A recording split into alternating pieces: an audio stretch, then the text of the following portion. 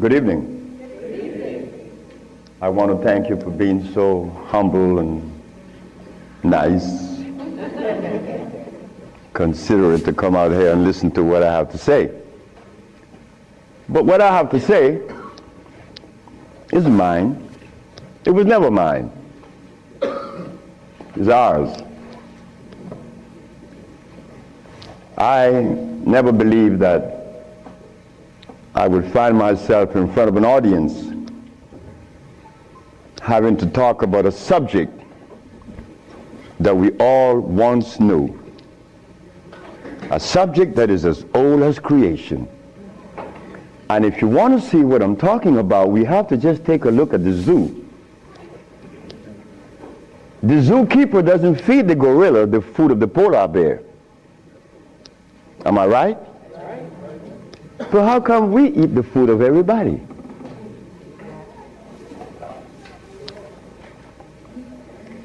We'll begin this lecture by letting you know, first of all, I'm your brother.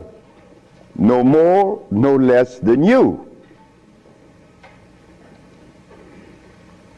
I can't be smarter than you. That's impossible. We have the same amount of brain cells. So how was I privileged to be navigated to this information? I don't know. I don't even question myself. I just like to live. As a little boy, I hated school. That is the truth. I didn't go to school. I didn't like school. I didn't like to comb my hair. I didn't like a whole lot of things. I didn't like money. I was 12 years of age. I was Seventh-day Adventist. Corby Brown. We left that afternoon from the church. It was the 13th Sabbath. I said, Kirby, how did you like the lecture? I didn't. I said, why you didn't, Kirby? Because they talk about Solomon. I want money. I said, Kirby, but when you have wisdom, you have everything. Well, I don't know what wisdom is now, nor then, but I knew that money was not my pursuit. Kirby said, I want money.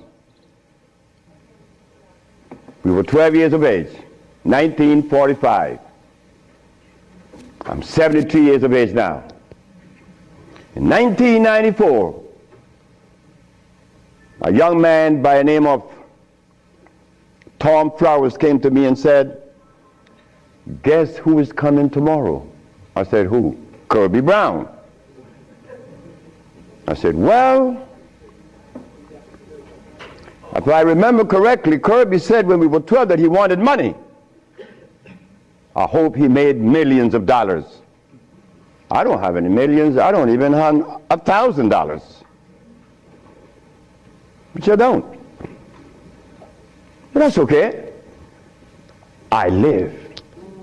I found that avenue, or it was shown to me how to live. Not to read books, because everybody reads books, but yet society is deteriorating more every day. Everybody reads books. The brother called the other day on the radio and said that he asked about corn, right? Corn? He read books. He said that the text, the Kemetic text showed him that corn is good. Well, he better examine his text, because corn was made by man. But anyway, Kirby said he wanted money. That was a Thursday. Tom Flowers said, Kirby is coming tomorrow. So I said, well, if Kirby didn't make his millions, I'm going to remind him that we are alive. We are alive. Kirby didn't arrive. Kirby would never arrive. They had to take axe to chop the hotel door down. Kirby died of a heart attack. Kirby weighed 390 pounds. Kirby wanted money. He became a cab driver in New York. I didn't want any money. I didn't want it then or now. Because it's not important in your life. It was never important in our lives. The Maya shows that. The Maya built pyramids. The Maya lived for millions of years in the jungles of Central America. No money. The Africans? How long did we live in Africa without money? Since creation. Now they tell us we need money to fight AIDS. Brothers and sisters, we are at a deficit, a tremendous deficit, a deficit that if we do not pay attention, I'm glad I did. I'm glad I did, because I remain that obedient boy that just lost his mama 4 days ago.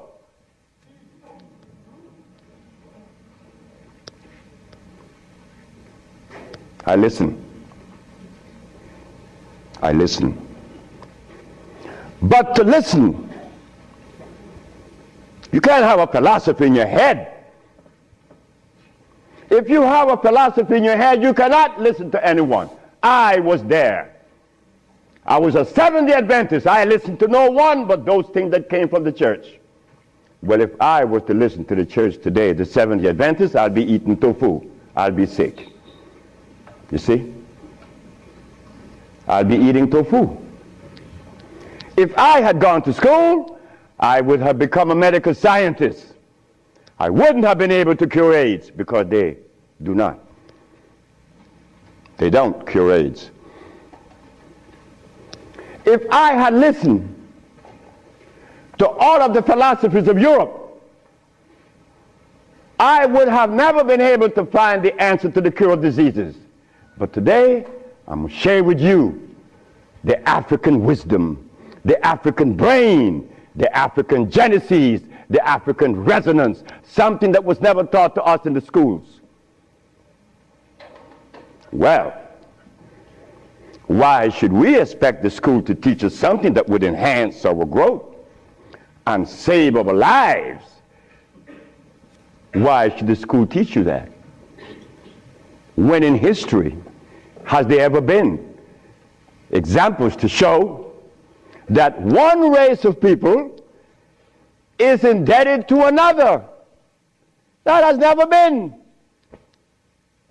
Then you tell me that the white man is a bigot. The white man was never a bigot. He was never a discriminator.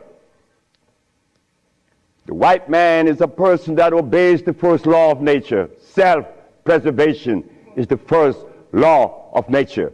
So the white man, whenever he proceeds to preserve his race, and we sit back and say he's a bigot, it's only because we have lost it and we don't even know how to get ourselves out of this mess. I'm one of them. I'm you standing here.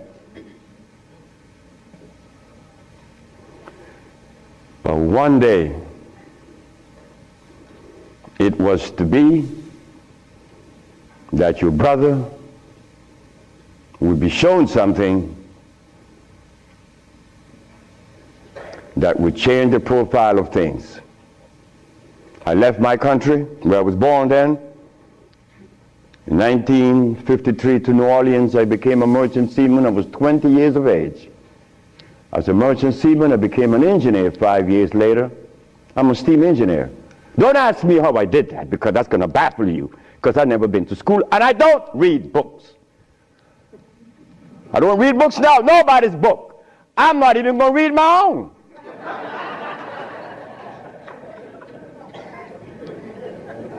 Because all the book readers come to me, asking me, how did you cure AIDS? Well, that's like asking the gorilla, hey man, how come you keep yourself healthy without a hospital? How come you don't have any medicines? We'll begin. I became a merchant seaman right quick to take you through my life. Left Honduras without going to school, became a merchant seaman, became an engineer, worked for the County of Los Angeles as an engineer. While as an engineer, the County of Los Angeles something is to happen. Something is to change my life completely. First, it was a Mexican. The Mexican said to me, "You're dying." I said, "I know." "How do you know?" "Because I fell out going to the bathroom a Sunday afternoon, and I didn't reach the bathroom. I got up off the floor. Something must have happened between there and the bathroom." But I had gone to the neurologist, the endocrinologist, the jail practitioner in Russia, in England, in Germany, in France, United States. And they were people that knows what it is about. They had the great big books on medical science. But my asthma and my diabetes, my impotence was kicking. What happened to the books? They read books. All the physicians that treated this boy read books of all kinds. Nothing happened. I goes to Mexico, and the Mexican have a goat in his house. Every 5 words it was bah, bah. And I'm looking around. The Mexican said, "The goat bothering you?" I said, "No." "You're dying because you are disobedient." Then he brought the Holy Bible. "Honor thy mother and thy father, that thy days may be long upon the land." That's in the Bible, isn't it? But how could we honor our mother and our fathers when we don't even know what they were about? You don't tell that to an elephant, to honor his mother, because when he's born, he follows his mother and watch what his mother eats. Do you and I know what our mothers ate in Africa? We don't know. Yet we dialogue. We dialogue on this level of intelligence because I know Plato, I know Aristotle, I know all about Diogenes, but you don't know what your mama ate. So everything that you talk about means absolutely nothing. So you see where they have us at a deficit? That's why we need each other's. Now, when I became an engineer, the Mexican said, "Stop eating. Don't eat anything." For how long? 3 months. I said, "Are you crazy?" He said, "No, you nuts." You ask me if I'm crazy. You've been eating garbage for 30 years. You've been eating garbage. And I'm going to remove the garbage for 90 days, and you ask me if I'm crazy. What was I eating? Hog maws, chitlin, neck bones, crackling bread, Lorne in New Orleans.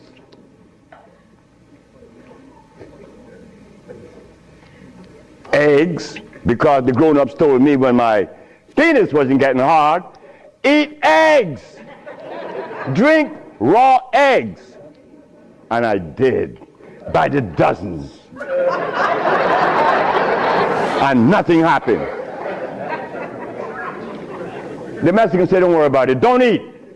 90 days later, I was no longer impotent, no longer diabetic, no longer asthmatic, no longer with glasses on my eyes, and this stomach hair was 42.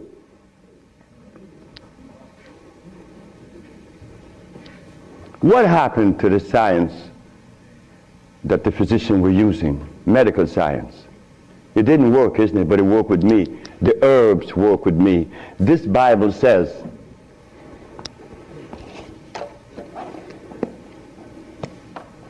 in the book of Revelation, it says 22 verse, and the first chapter, it talks about the herbs for medicine. Am I right? Well, ladies and gentlemen, what could have happened to us that when my brother, who's a preacher for 30 years, was sick, and instead of going to God's medicine, he went to the physician to get a chemical in his arm. My brother died 21 years ago. I'm not a preacher. I would never be a preacher. I told that to my mother. She wanted me to be the preacher. I said, no, no, no, no, no, no. That would be the last thing that I would consider. She said, "Why?" I said, "Because I want to live truth. Even if it kills me, I'm going to live truth." And truth is, the Bible says that the herbs are for the healing of the nations. But the preacher, when he gets sick, he go get a chemical. What is the message he's sending to God? Come on, just be truthful. Let us be truthful today. If never again in our life, let us be that today. Why do we go to see the doctor to give us a chemical when the Bible says the herbs are for the healing? Why do we go? Well, you're going to soon find out. That's what affected me then and probably affecting me now to a great degree. More than I would ever realize. Because remember, I want to go to the blackboard.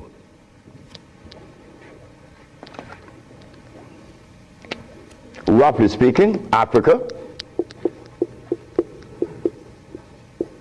Way overhead, we put America.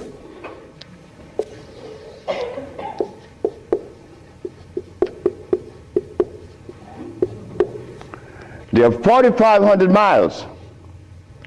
What happened between here and here?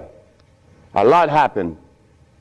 You see, when we were here, without the mathematics, without the ABC, without the sciences, when we were here, we had something to our advantage that we no longer have here. We are blind here. Here we weren't. We were seeing. Why? Because God provided us with everything we needed here. And none of it was comfrey or rice and beans. There were no tofu. There were no soy there. There were no cows. And there were no hogs, no chicken. There were no flour. Those things didn't come from Africa. You see rice and beans and flour and cheese and meat and the starch that you eat, they all came from right here, from a laboratory.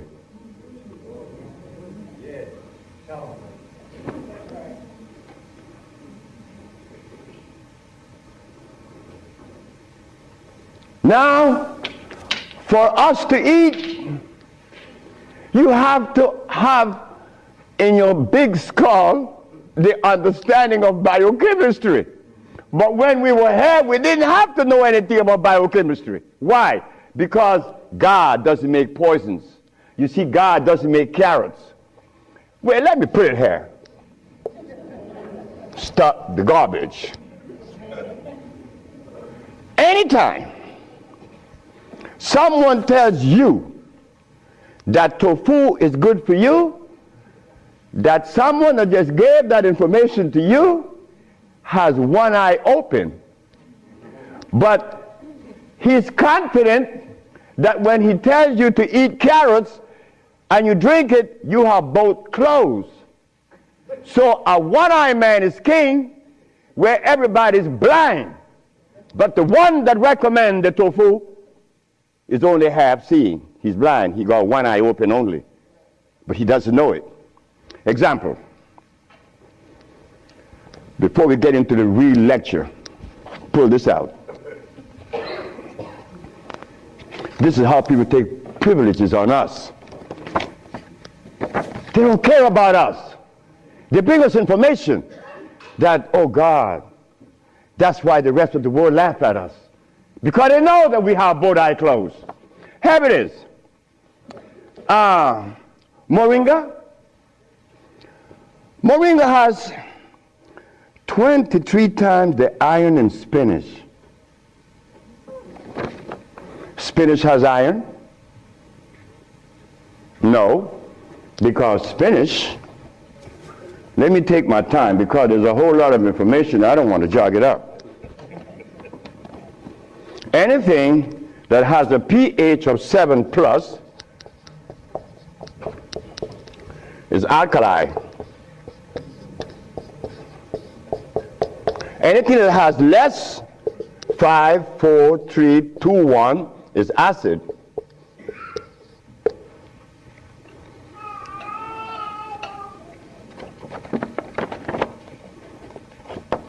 Spinach.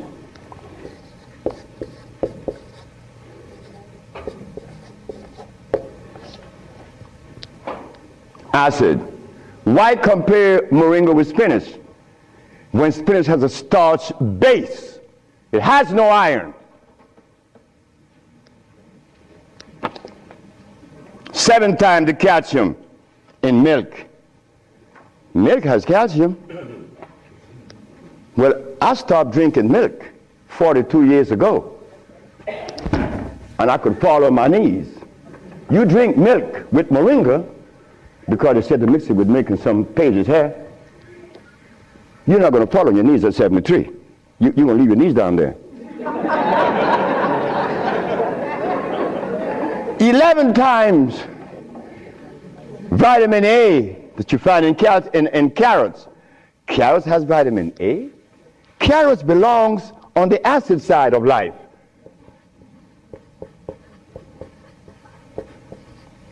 So right there, and they said it to mix with carrot juice.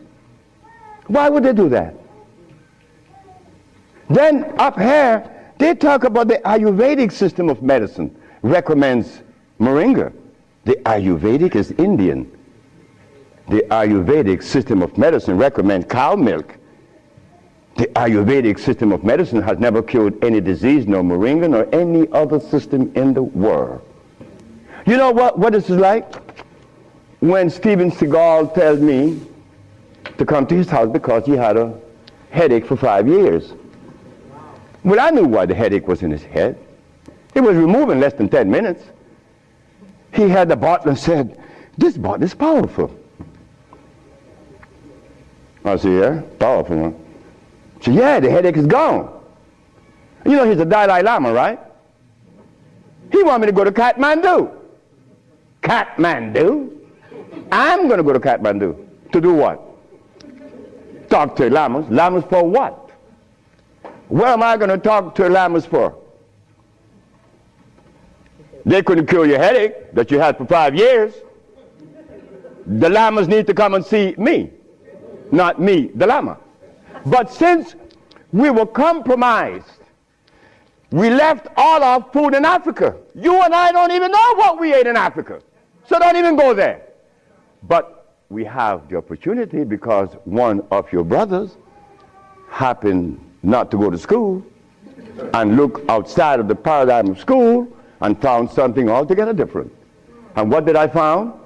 That anything that God made is on the alkali side. Why? The molecular structure is complete. It was made by nature, not man. Anything that God made has no starch. That's another thing. Anything that nature makes has no starch. Anything that man made has to have starch, because starch is a binder. To titrate 2 unequal chemicals, you have to use a starch. Starch is not a food. Starch is a chemical. And what have we been eating since they took us away from Africa? Starch and blood.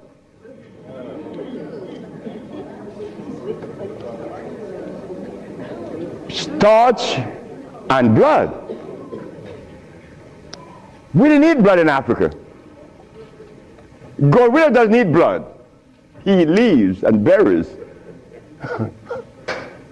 But gorillas are sane. They listen to each other, and they have a society well put together.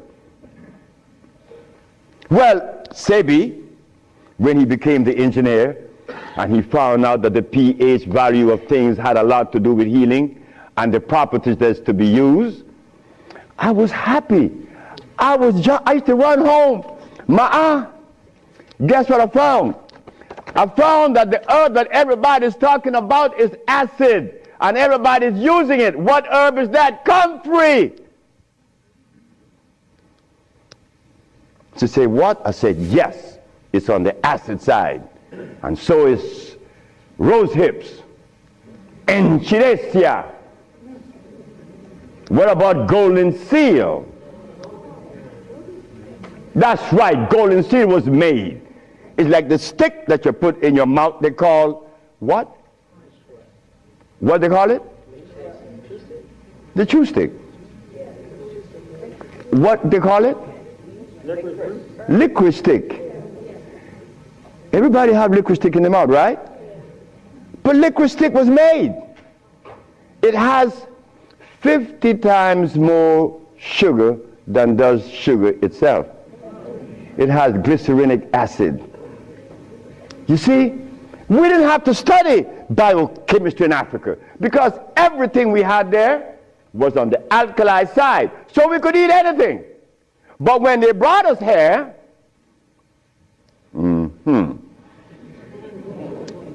put some clothes on now.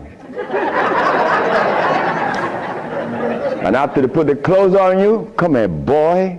You got to get in front of this classroom. You have to learn this ABC stuff. But hold it now. Gorillas doesn't take their cubs to be trained by polar bears. Gorillas train her own cubs. The gorilla way. But no. You and I, our parents couldn't do better. They had to take us to the school because they wanted to save us, protect us, because that's mother. Mother doesn't want child to suffer. So mother was shown that if child didn't go to school, they'd be illiterate, and the society is made up where you must go to school if you want to buy a Mercedes. But in our society, school, what you mean by school? We don't have such animal. We build things. And those who've been to school can't even build the pyramids today. Not in Honduras, not to mention the pyramids in Mexico. They're 4 times the size of the pyramids in Egypt. Oh, yes. I know Ben joking, I didn't talk about that. But that's okay. Because he need help like I need help. We all need help. So the school that we thought was going to be so equitable, so useful, has become a deterrent. Because those that have been to school doesn't cure anything. How did I learn and I didn't go to school? Easy. We baby-aged kids. We don't die. Right? We do it. I'm not wiser than you. I may be more mischievous than you. I know that because I do some mischievousness that you would not believe. But anyway, as an engineer, I went to work one night and I began to test herbs. And I begin to see that all the herbs that you guys are using are acid, every single last one of them, except for burdock, yellow dock. They're natural herbs. And the other one, which is the red clover, that's a natural herb. They're alkali. They're very good. So I begin by compounding herbs from all over the world. And lo and behold, a blind man was killed named Mr. Fredericks. Then the Japanese, Fred Takashita's wife was killed of endometriosis. She had a baby. She was never supposed to have a baby. It's a white lady from Utah. My boss brought his daughter and his brother with ulcers. They were cured. The boss came to me one afternoon and said, "So you're going to leave me?" I said, "Yep." He said, "You're going to leave me? On your resume, you said that you didn't go to school. And the only reason why I hired you is that I was curious to find out how could a man have an engineer license, never been to school. I wanted you to fail. But instead, you did something that is extraordinary. Are all black people like you?" I say, "Brett Howell," his name is Brett Howell. "Are all black people like me?" I say, "I'm the dumbest." "Yes, they're all like me and more powerful than me." "Well, how come they're not doing what you're doing? You killed the blind man. You killed my daughter ulcers. Could they do that?" I said, "They could do it better than me. But why aren't they doing it? Because they're afraid of you." I'm not afraid of God. I'm not afraid of the devil. I'm not afraid of anything, especially you. Because I don't live in fear. So I say, "Brett Howell, the black man of America is afraid of you white people because you guys made him afraid of you. And you should not feel good about that. It's not about me hating white people, loving black or hating black. It's about understanding. Nobody's going to help us but us. Nobody in this world, whether white, black, Chinese, or Arab, could help us it's impossible for them to help us. Why? Because they don't know us. They don't have our genetic predisposition. Look, as a Christian, I used to eat pork. Of course I eat pork, and I love it. But as a Muslim, I eat lamb, which is 10 times worse than pork. So what do I do? Who do I turn to? So after I quit my job, the boss said, wait just a minute, because I think you're crazy. You're leaving your job as a steam engineer in 1980, when herbs in 1980, I'm making $2,900 a month. I'm going to leave my job with 10 years seniority to come after some herb that you didn't like. Why did I do this? I had to do it. It wasn't that I could see that far. I can't see beyond my nose. Talk about years ahead. But I had to quit my job. And I had to question myself, why am I doing this? But I did. And 1980, the boss is looking at TV, 1987, on the 10th day of February, and he see CNN, Alfredo Bowman, a.k.a. Dr. Sebi, is arrested for practicing medicine without a license, selling product approved by the FDA, and claiming to cure AIDS and other diseases, which is a fraudulent claim. The boss saw that. The boss' wife is in the bathroom because he told me the story himself. He called her out, come and see the man that's arrested. If he says he cure AIDS, I know he cure AIDS, because Bret Howard knew that I would never compromise myself to a lie. When I talk, I know what I said is the truth, but I also know that in America, you could also be dead right.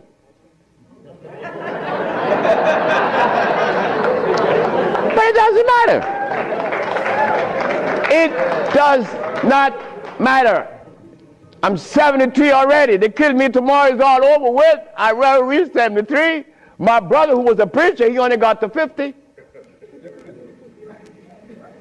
But I stuck with you, the black woman. That was my success. You, the black woman. I always kept my eyes on you. Nobody else, not the maid, because I'm one. We don't do nothing. We can't do anything. We need you. Because it is you that held our hand. It is you that breastfed us. My mother breastfed me for only 4 years. But that was sufficient.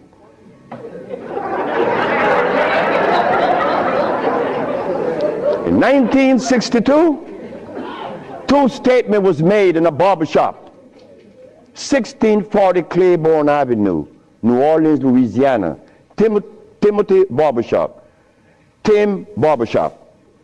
Ernest Moriel walked in there when he was a lawyer. And every time Ernest came in the barbershop, we used to jump on Moriel.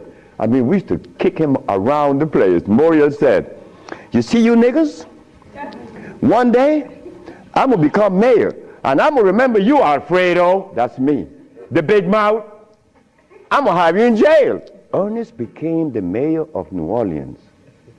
I was in Los Angeles, and the most hurting thing in my life was when I heard that Moriel had passed with asthma, a disease that I used to suffer with, that I was cured of in Mexico, and that I have addressed so many times. Moriel died. Ernest Moriel.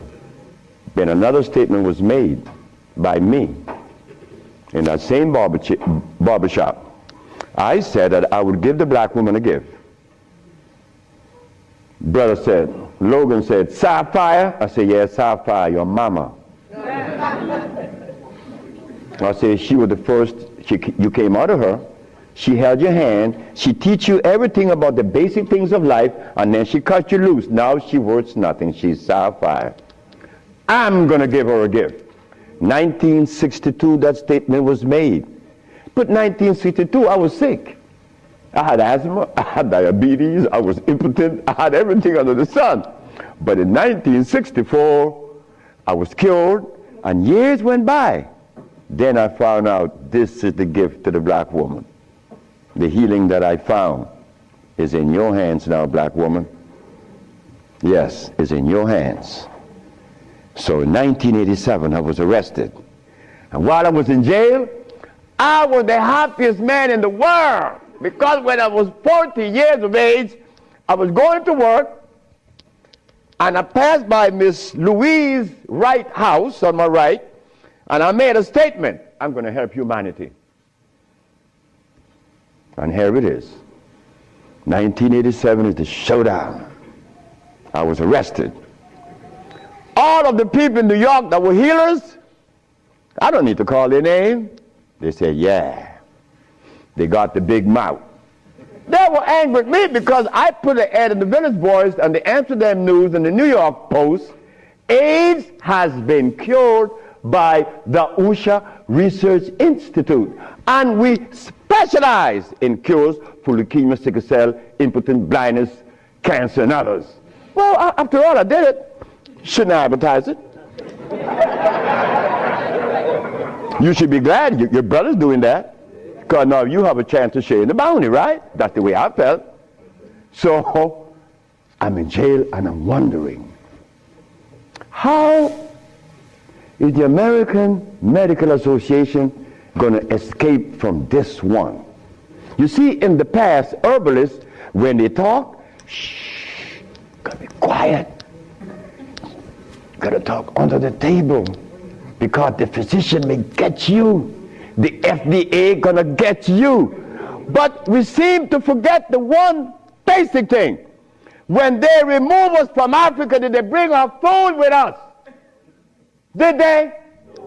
Well, how could the FDA have such kind of power over us now? Come on now, just wake up to it. So I stood in jail thinking, how am I going to do this one? This is going to be a heavy number, but it's nice because I wanted this moment. I wasn't going to back down. What you mean, back down? I'm representing some black woman. I never had a father. I never had a man in my confines to tell me something. No, I never had a stepdaddy. I had a woman. And then another woman, my grandmother. My great-great-grandmother lived to 124. Her name was Elizabeth. And she lived 70 years without a man. My great-grandmother lived 112. She lived 68 years without a man. My grandmother died at 100. And she lived 50 years without a man. My mother died 5 days ago. And she racked up 40. My mother died while I was coming to see you. I didn't turn back. You know why? The relationship with me and my mother was one of love. And she would have never wanted me to be there. My brother told my mother when I was about 10 years ago, he told her, yeah, you didn't like me. You didn't give me any love. You didn't give Fred any love either. That's me. So my mother said, what you say? You gave all your love to the pastor, not to Fred and me. My mother said, like, Fred, are you in on that? I said, man, this boy was talking garbage. See, he told me he's serious. I'm never serious. I don't know what it is to be serious. I hear men talk about seriousness. Well, I don't know what you do with that. But my mama said, raise your hand up and open your fingers. Which finger would you elect to take off of your hand? I said, none. She said, thank you. My mother turned to my brother and said, you said that I didn't give Fred any love. Fred, you wanted my love? I said, nope. Didn't want it. I didn't need it. Because my mother knew if my mother ever interfered in my life, I would be upset. I was in the streets by the river all the time. My mother all mother knows the child that need her love, her attention. But she love all. But she knows the one that need the attention. I didn't want my mother attention. And she knew it. But my brother said that she didn't give him any. But the boy went to the 3rd grade. He owns a fishing fleet, he owns an ice factory, and he owns a fleet of planes. And he said that his mother didn't give him love. You see how we could easily make mistakes? Okay. Mother is mother and will always be mothers. The greatest gender on the planet. So while I'm going to court now, and I'm standing, the judge said, get the man out of jail, and I went to his chambers. Judge Shorter said, young man, you mind if I ask you a question? I said, no, sir. Why did you advertise that you cure AIDS? Well, sir, my mother's alive, Africa exists, and my face, and I would never offend any of the three. That's why I advertise that I cure AIDS. He turned to the woman at the desk and said to her, ask her, did you investigate this man before you arrest him? She said, no. Her name was Phyllis Spade from the Attorney General office in New York. She said, no. You didn't investigate this man before you arrest him? This man, the response he gave me, he cured AIDS. But AIDS is the easiest thing to cure. People think that AIDS is difficult. To me, everything is easy, and to you it should be too. And I'm going to show you why it's so easy. So the judge said, well, you out in bail. And that was February the 12th, I got out of the 13th. But the case doesn't begin until 88. September. I have a year and 8 months. Why the judge gave me so much time, I would never understand. So I waited. Trial date. This is where the showdown with black and white. Not better or worse. We are not better than any white man or Chinese, no. We just happen to be different. That difference has never been treated by any religion or philosophy. There is a difference that needs to be understood. So while I went into court, the judge said, well, Dr. Sebi, will you please begin? Where do I begin? Begin where you say you cure AIDS and the physician said there's no cure. The physicians are 100% right. There is no cure for AIDS or any other disease. The judge said, just a minute. There's a contradiction here. The newspaper says that you cure AIDS. Then you agreeing with the physicians. That's a contradiction. No, it's not. When you limit it, it is. But when you leave out the box, it isn't. She said, help me.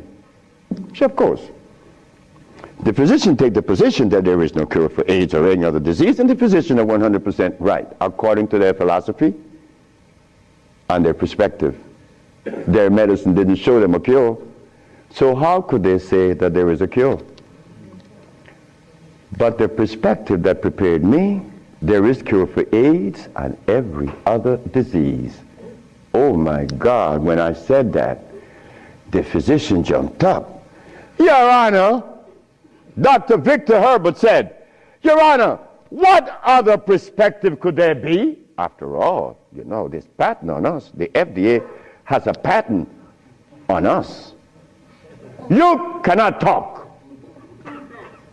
The FDA talk, you shut up. Oh yeah? Well, I'm going to find out. So, the judge said, what perspective is yours? Dr. Victor Herbert, Dr. Bonanno, and Dr. Christopher said, how could there be another? I said, there is another, Your Honor. And what is the other? The African bioelectric cell food. I've never heard of such a thing. That's what the physician said. He had never heard of the African bioelectric cell food. I said, of course. But we have to remind the good physician that he have not heard of a whole lot of other things. But that doesn't deny the existence of the African biomineral electric cell food. What is it? Okay. The allopathic claim that there are multiple diseases. The African biomineral balance negate that position. There's only one.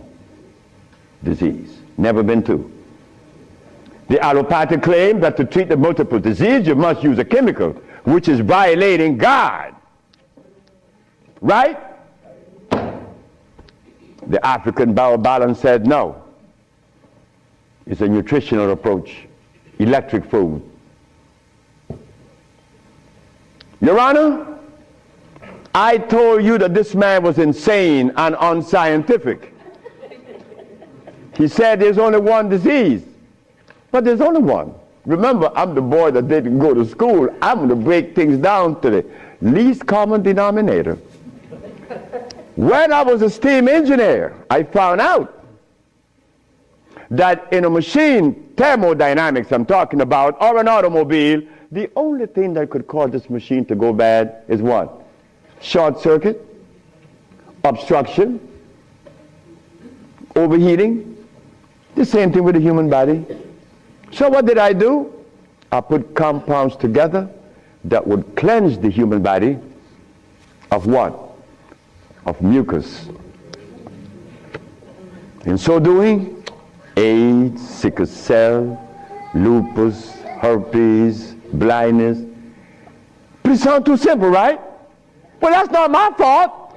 They have complex things, and then they deal with the complexity. And boy, that's a job. But with us, on our journey from Africa to America, it was easy because the slave master had a ship and brought us over. But getting back to Africa, we get confounded. We can't go back now. We don't know how to go back. We better not even go back. Because when I tried to go back, this is what I did. My first trip with a passport was to Kenya. So I went to Kenya and they said, where your passport? I said, I have no passport. I said, I was taken away 500 years ago. I'm back.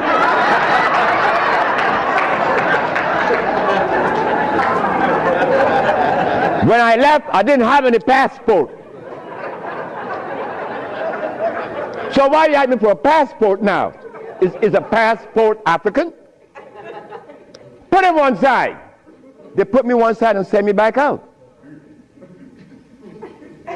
But you think that was bad? That wasn't bad. Wait. May I have that? I go to Africa. I go with my wife, and I said, well, boy, I'm happy. Girl, we're going to liberate Africa. We're going to do something for mother country. I go and I saw Dr. Parinyatwa in Zimbabwe. I said, Dr. Parinyatwa, I think your problems are over with. Not only Zimbabwe, all of Africa. Here is Hospital Vicente di Antoni, is an Italian hospital. Department of Blood and Laboratories. HIV positive on the 25th of November of 1993.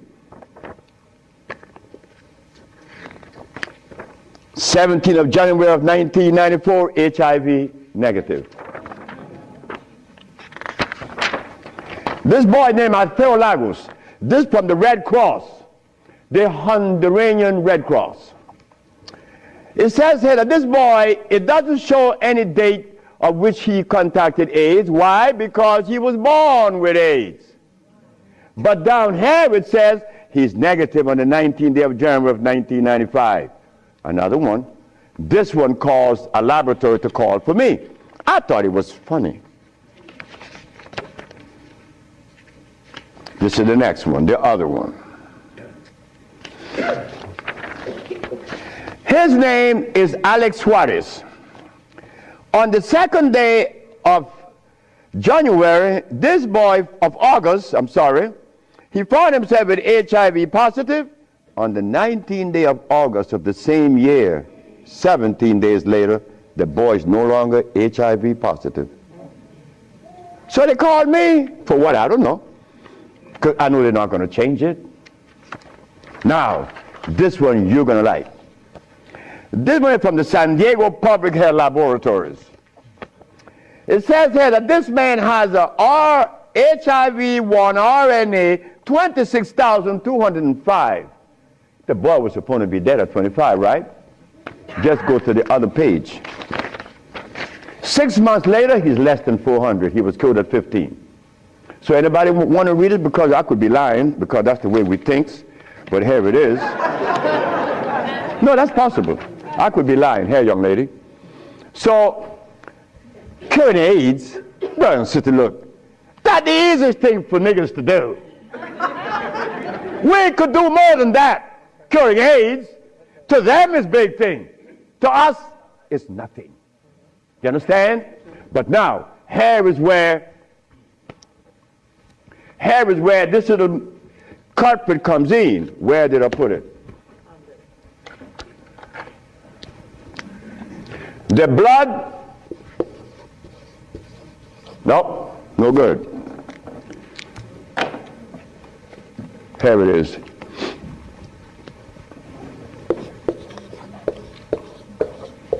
Blood and starch.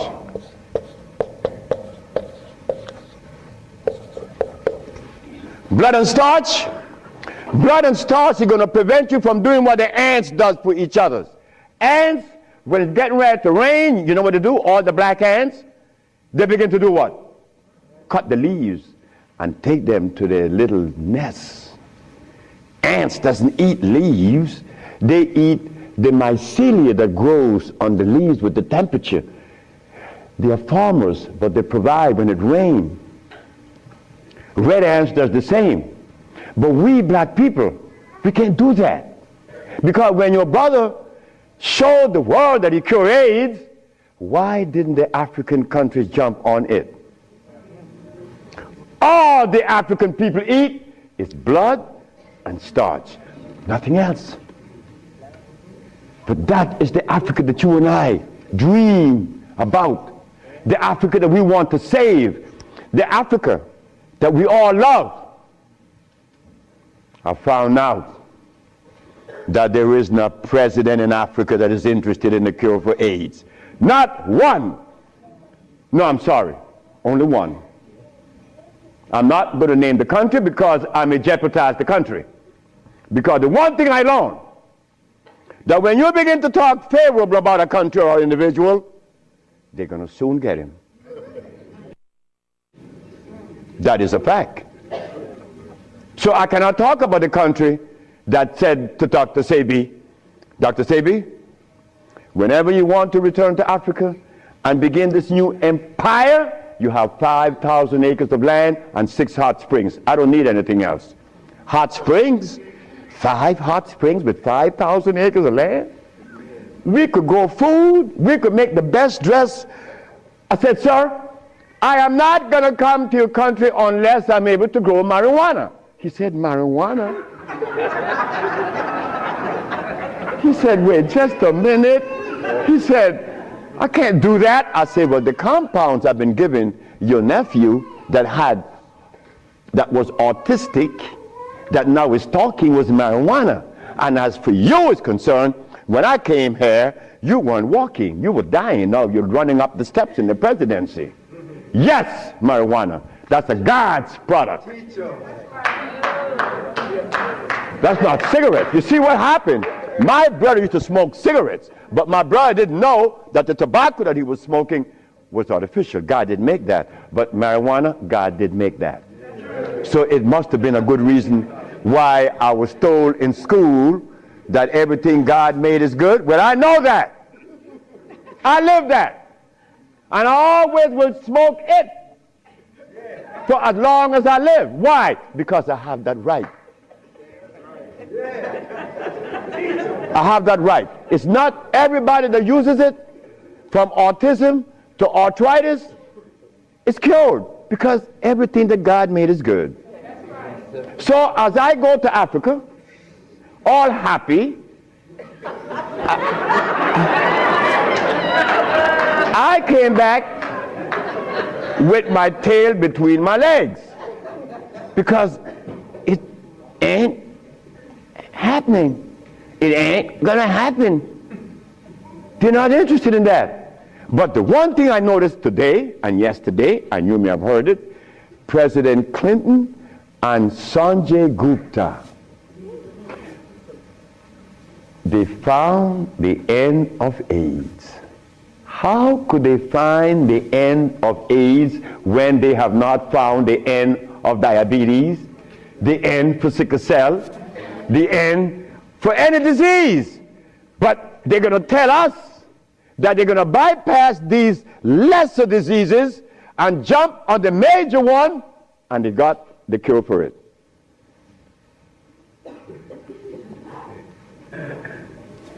I got documents to substantiate that I cure AIDS, right? So what's up? What's up? Well, I'm going to show you what's up. When I was in Zimbabwe, the Department of Health said, why do you come to us saying that you could help us? And your leaders in America didn't help you. My leaders in America? What do you mean by that? They mentioned Minister Farrakhan. I said, just a minute. I don't follow any man. I follow women. And I don't follow sick people. Because if I follow sick people, then I got to be sicker. I go to Brazil. They say, why don't you, if your leaders didn't help you, why should we? I say, my leaders, again, they brought these leaders in front of me. And they mentioned something like Al Sharpton and Jesse Jackson. I say, oh God. I say, why you all ask me about these people? I never knew of Jesse Jackson or Al Sharpton or Oprah Winfrey promoting something that is equitable and good for the black community. That's never been. What they could do is march. That I know. But why do you ask me about it? I'm asking you, why can't you incorporate this in your repertoire? You said me, I have no leaders. My leader's my mama. The biggest testicles that anybody I've ever seen, they was on my mama. So don't ask me about leaders. I don't follow leaders. I never was part of that thinking. I don't need anyone to lead me someplace. So now I'm asking you, what do we do now? I cure AIDS. Are you going to call Oprah? You don't need to. She could advertise 1 million pieces, broken pieces, right? But that's fine. But she cannot advertise the cure for humanity. But there's one little dude that got himself in trouble. And he was totally unaware of what was going to happen. This little dude, I'm home with my wife, enjoying myself, a Sunday afternoon, looking at TV, somebody threw a rock on my window. It's Randy Jackson. What did you want? My brother want to see you. Your brother? Michael? Okay. I went. Well, he's sick as hell. Well, I treated him, and he got cured. He saw it, and he was encouraged to take me to the Rayburn building on Capitol Hill. Oh my God. This is going to really confound you. Michael Jackson took me to the Rayburn building on Capitol Hill on the 31st day of March. March. It was March, 31st day of March of 2004. I said, why are you taking me there? Because you cure AIDS. I said, but what makes you think that they are interested in that? What makes you think that the world is interested? I don't care if it's any country in the world, they are not interested. Especially Africa. They were never interested. AIDS isn't killing Africa. Hepatitis C is killing Africa. All of West Africa is red line for hepatitis C. What you talking about? But they're Muslims. So they have to eat the Muslim food, which is goats and lamb.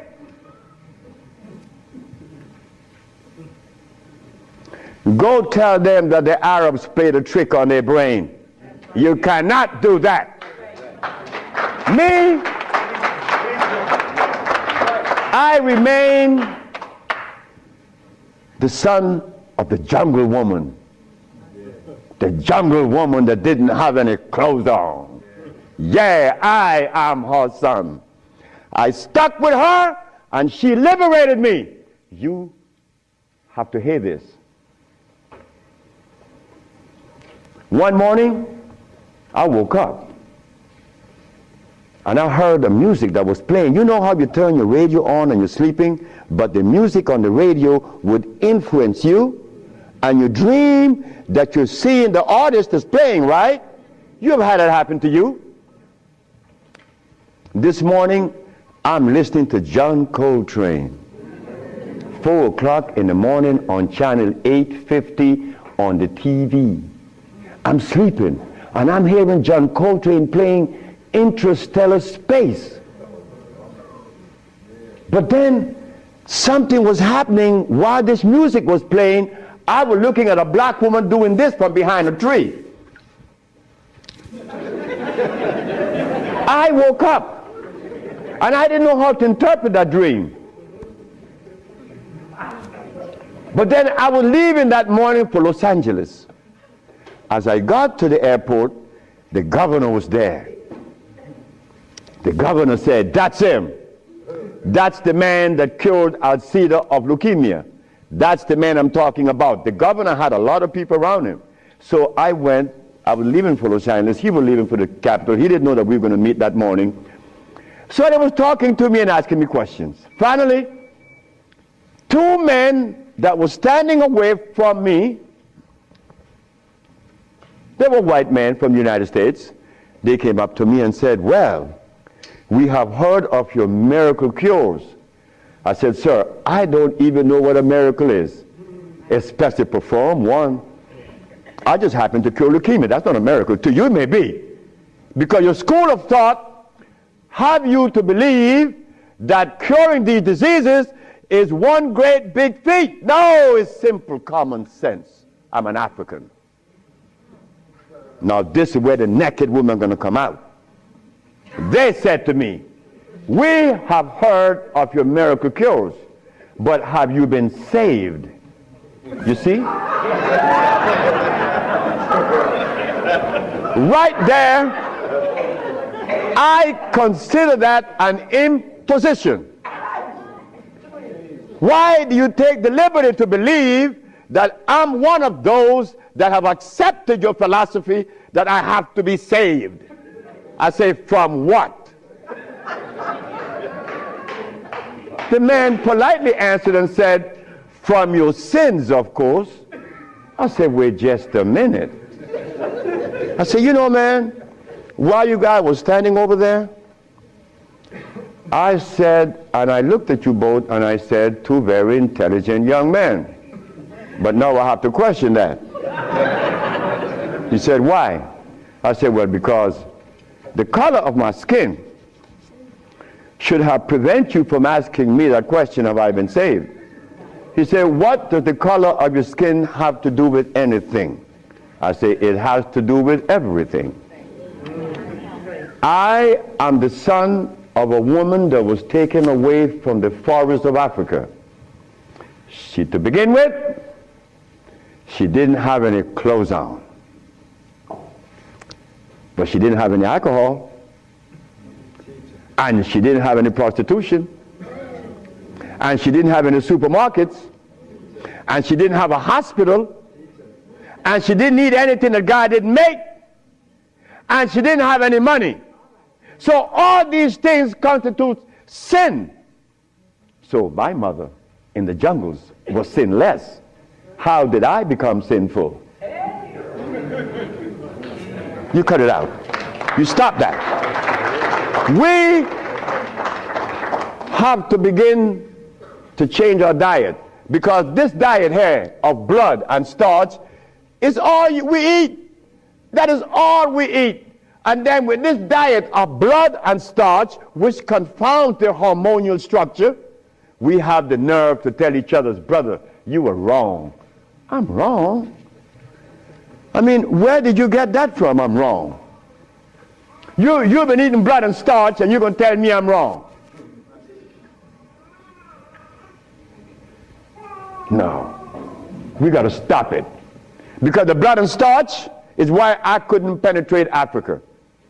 So, you forgot, right? I'm in the Rayborn building. Who is present? Sheila Jackson Lee from Texas, right? John Conyers, Illinois. Or Detroit?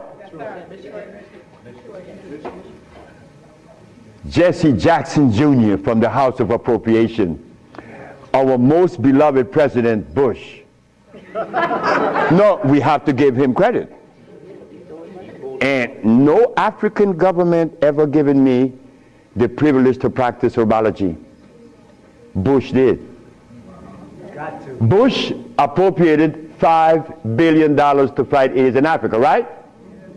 And the African government didn't appropriate one dime. They didn't want their brother to do it for free. So Bush stands out way above there.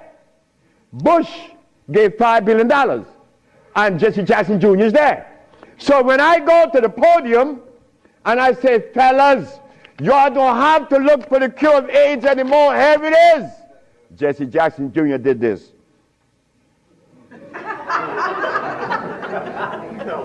I said, I'm going to talk about this. I have to write about this in my book. Because you, not me, but you and I believe in the leaders. We hope that they could do something, right? Well, they had a chance. So 17 African ambassadors.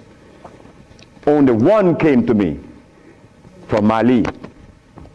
The only man came to me and said, Dr. Sebi, I have to respect your position, and I appreciate your position.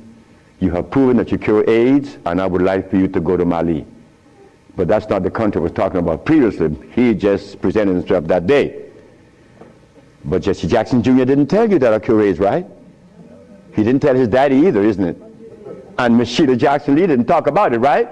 And so did John Conyers. So who gives a damn? You see? But that's good. That's good. We don't need leaders, isn't it? So we're going to do it. Because we're doing it now. Because those black women I'm talking about, there's one sitting there.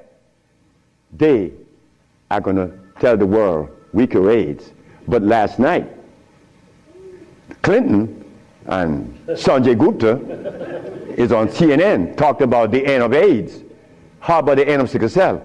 How about the end of lupus? How about the end of herpes? How about the end of blindness? They didn't find those, but they find the end of AIDS. How is that possible? Are we going to buy that too? Are we going to let them continue to say that there is no cure for AIDS when your brother is curing it? So we are guilty. We are the ones that's guilty, not the leaders, because they're sick. All the leaders are sick. You can look at them and tell they're sick. So we have to forget about the leaders, right? So which animal in the forest follows a male? None, right? They all follow females. So how did we begin to follow males? I mean, that was the most, look, the one thing I wanted in my life was a woman laying by me as my significant other or my wife,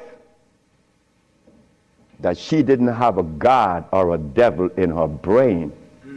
That woman is sitting there. Because I could not have a woman laying by me and she worshiping something else. I mean nothing to her. No, you worship you. That's who you worship. That's who we worship in the forest. And we were doing quite well because none of us, her children, could talk about how long did our parents live in the forest of Africa. You don't know. For millions of years since creation. Did we have money? We live a perpetual vacation. Now I gotta wear this stupid suit on. When I didn't have to wear any clothes. But now just to live, I have to have a $15,000 suit on, a $5,000 shoes. I have to have all kind of stuff on me. And then I qualify. I qualified. Do you have a master's degree? Man, I didn't go to school. Oh, put him aside.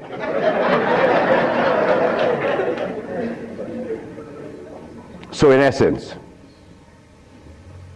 there's no one on this planet that is interested in the cure for any disease. None of the leaders, none of those who are talking, they are not interested. It was simple. It was understanding that is alkalinity that cures, not acidity.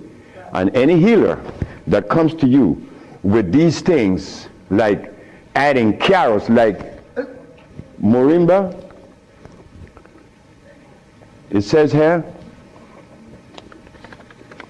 one of the things that I are careful with, it says here, if you add carrot juice with it, it's going to help you. But just a minute, carrot was made by some dude in Holland.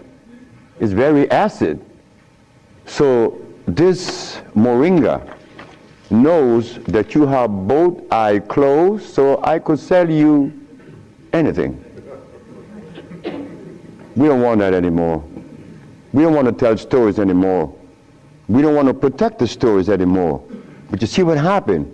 When you have been healing or call yourself a healer for 20 or 30 years using comfrey and rose hips and recommending tofu, and someone comes on the set and says that you may not be quite right, man, you get off there. You begin to get crazy.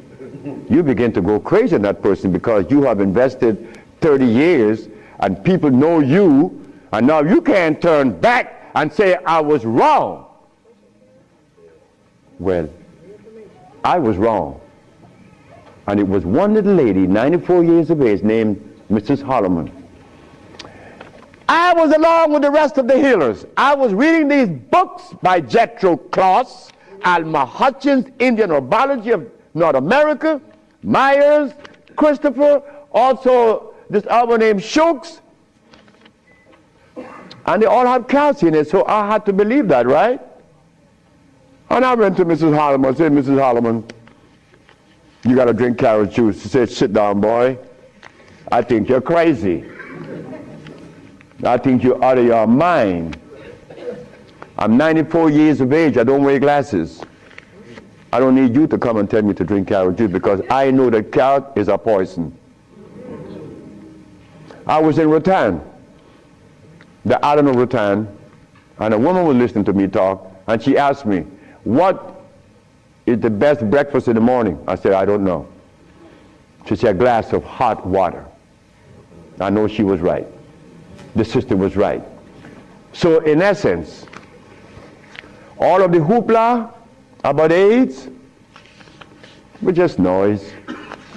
We've been curing AIDS since 1984. Why didn't you know about it? The media didn't let you hear it, right? Jesse Jackson Jr. didn't talk about it, right? Well, I think in the book I have to mention his name because this is what's happening. They're lying to us, and we have to stop it. We have the cure for every disease in the world. We, the black race, is responsible. Not the white, not the Chinese, not the Arab. The Arab need help. They need help now. All Arabs need help because there's no way in the world where you find the highest incidence of eye problem like Arabia because they eat lamb. But could you go and tell an Arab to stop eating his lamb? It's like going to tell someone that uses cocaine, stop. Then you're crazy.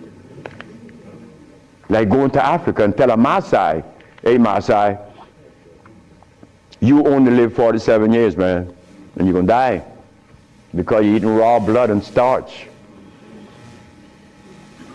He's going to chop your head off. And he should.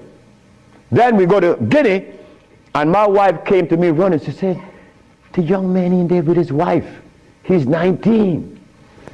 And she's complaining he's impotent. At 19, she said, yes. My wife came with it. What happened? We asked the boy, what does he eat? He eats cassava. Cassava?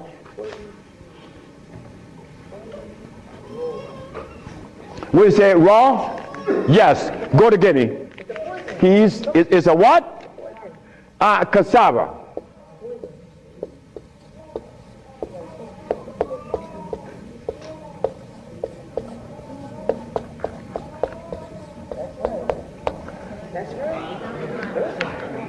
I want you to go to any African country and tell them, no, just ask them, please, why do you eat cassava? Oh, this is African.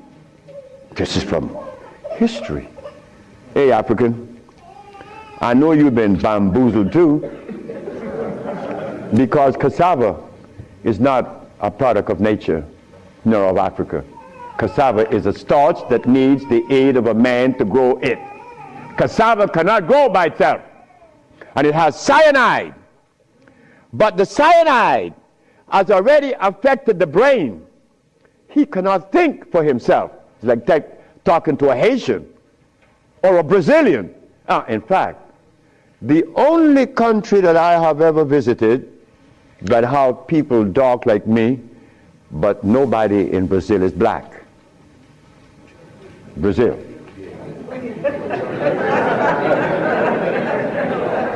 If you go and research the census of Brazil, you will never find a black person in Brazil. Everybody is white.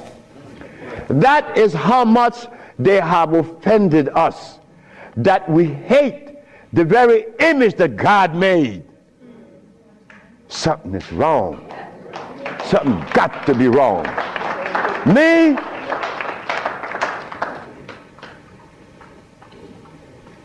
I was a very good Christian, and a very good Muslim, a very good Buddha. And I wanted to join the, well, I don't want to mention it. But anyway, I was a good everything. But what I found, that they were feeding me the wrong food. And I had to deny all of them because they feed us garbage. There isn't a religion in the world that have fed the black race in America or anywhere in the world the food that is consistent with their cellular predisposition. So if you, my religion, is feeding me the wrong food, then what is the message you are sending? It's like putting gasoline in a diesel car. You would not get to South Philly. No, you're not. You're not going to run right. But we're eating starch and blood, and we want a dialogue. Dialogue based on what? I mean, come on now. We are the remnants of what world? Let us try to bring it back. We can't challenge each other's. The only thing we have to offer each other's now is love. But to get to that point, a sister told me the other day, because I made a statement in the church, a brave woman stood up and asked me, Dr. Sebi, what have you learned from the entity that you are forwarding to us now? What have you learned from it? I learned to kiss everybody's butt. And I meant that. It came out that way in the church. Well, I had to give it that way, because that is the way it came to my brain. I kiss everybody's butt. It's easy. You see, it makes it easy. When you start kicking it, somebody's going to do something to you. And when you start kissing it, they reward you. So this sister came to me, and she was very smart. She said, do you literally? I said, drop your panties.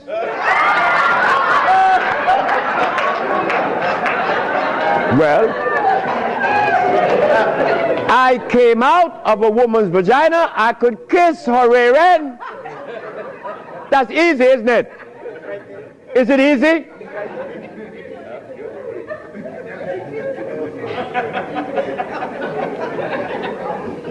See, I have no what you all call shame. I don't know what that is.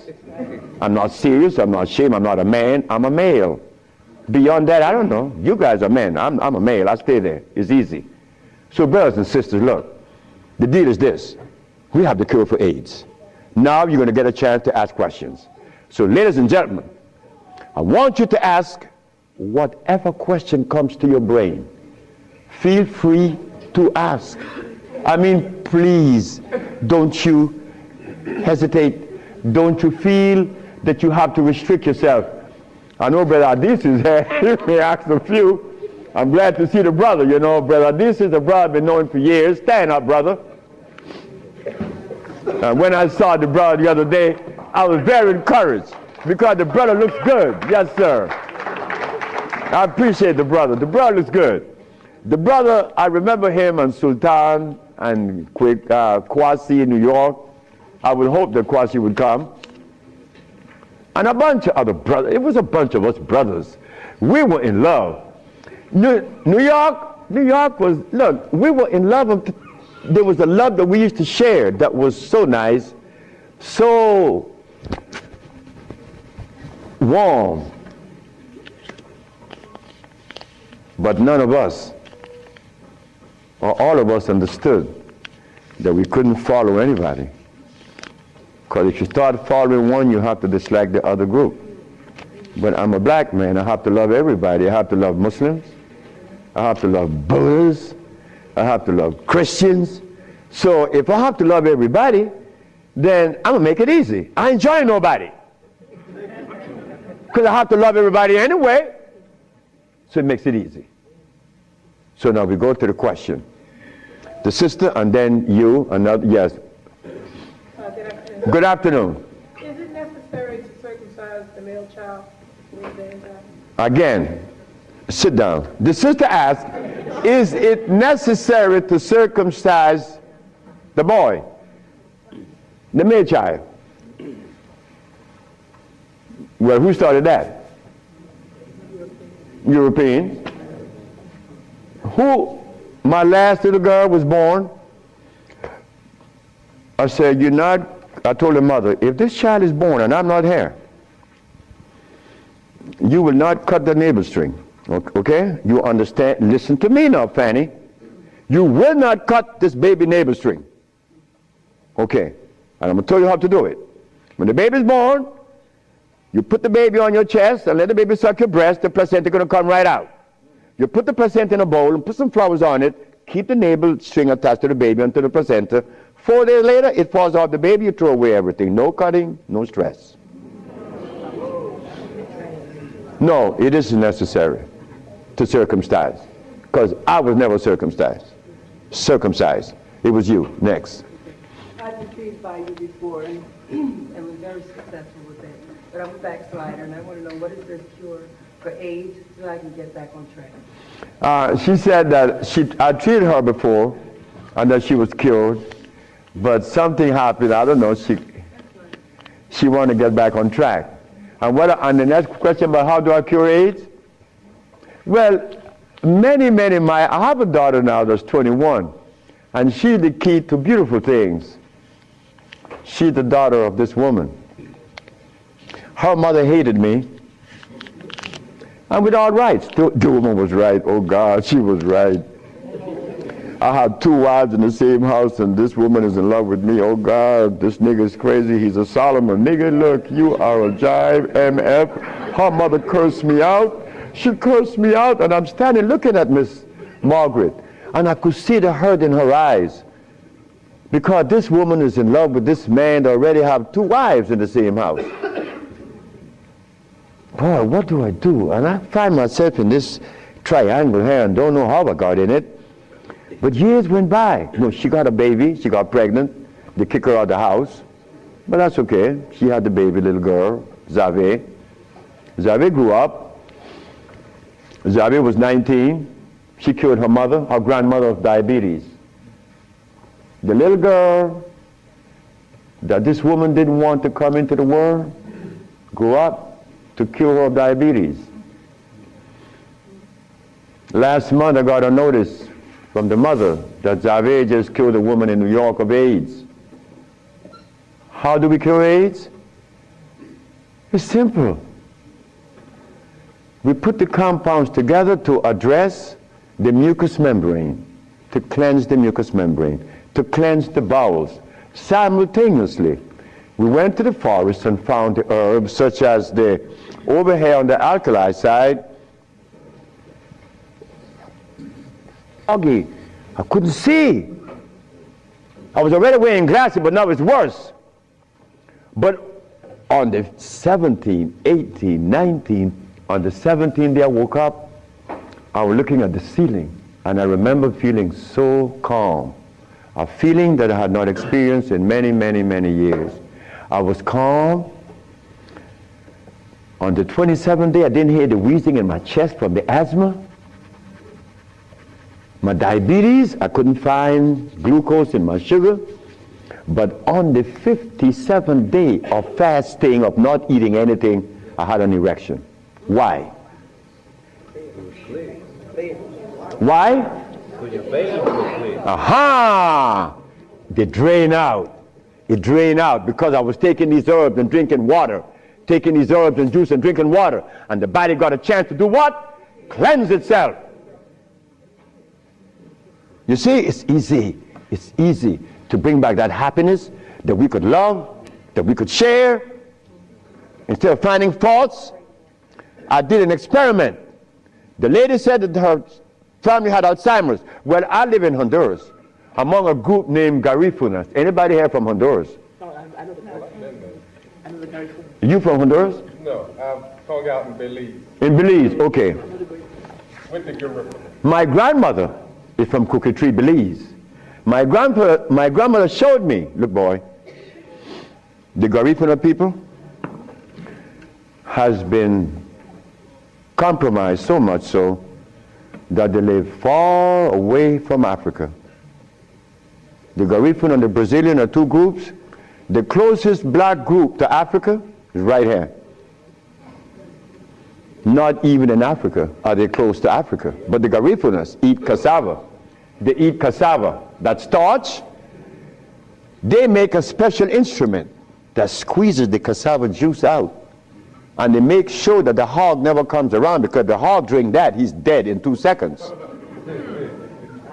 The Garifuna people eat cassava, but they begin to talk to themselves around 40. And you could hear them, no, I'm not going to do, woman think I'm crazy. No, I'm not going to do that. And who's he talking to? He's talking to himself.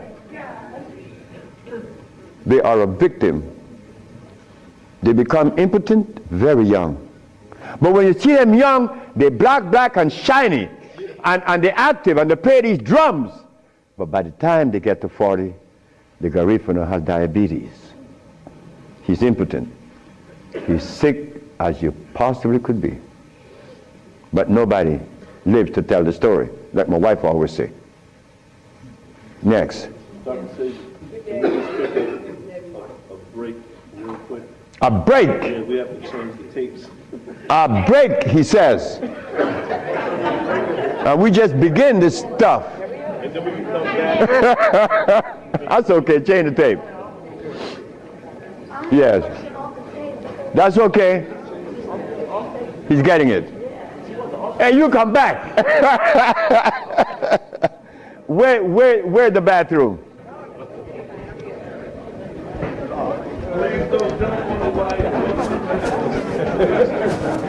Hey.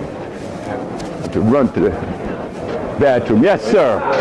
Run away from me, Dr. Yes, sir. A long time no see. Where you come from, girl? How did you? I can't believe you're still around, man. What you mean? What's going on? I'm only 72 years I old. thought you was in Honduras and that was it. Oh And no! moved Wait, to let me go Africa to and the. that was Wait, it? I'm gonna talk to you. Where's the bathroom? Oh, find out, because I have no idea. Where's the bathroom, brother? Yes, sir, my brother. Yes, sir, my brother.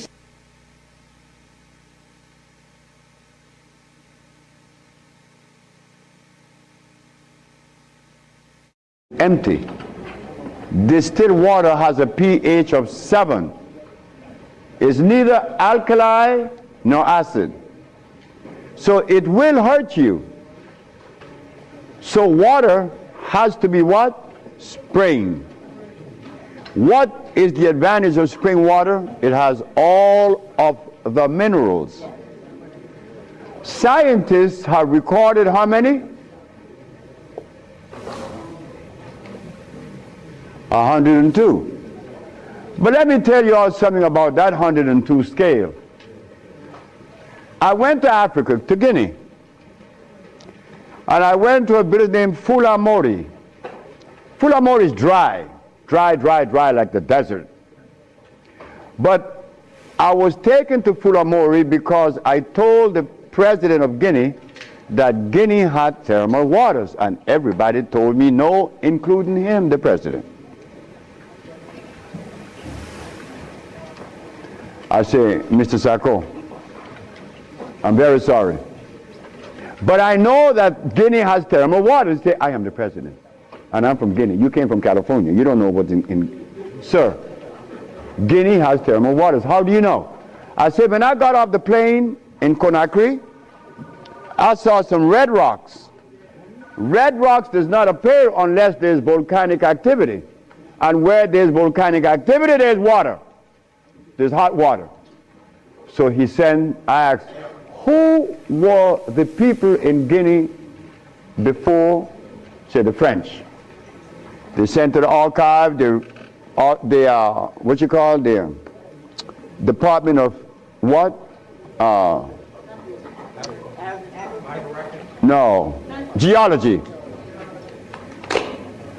No water. The president said, you see, there's no water. There's no hot water in Guinea.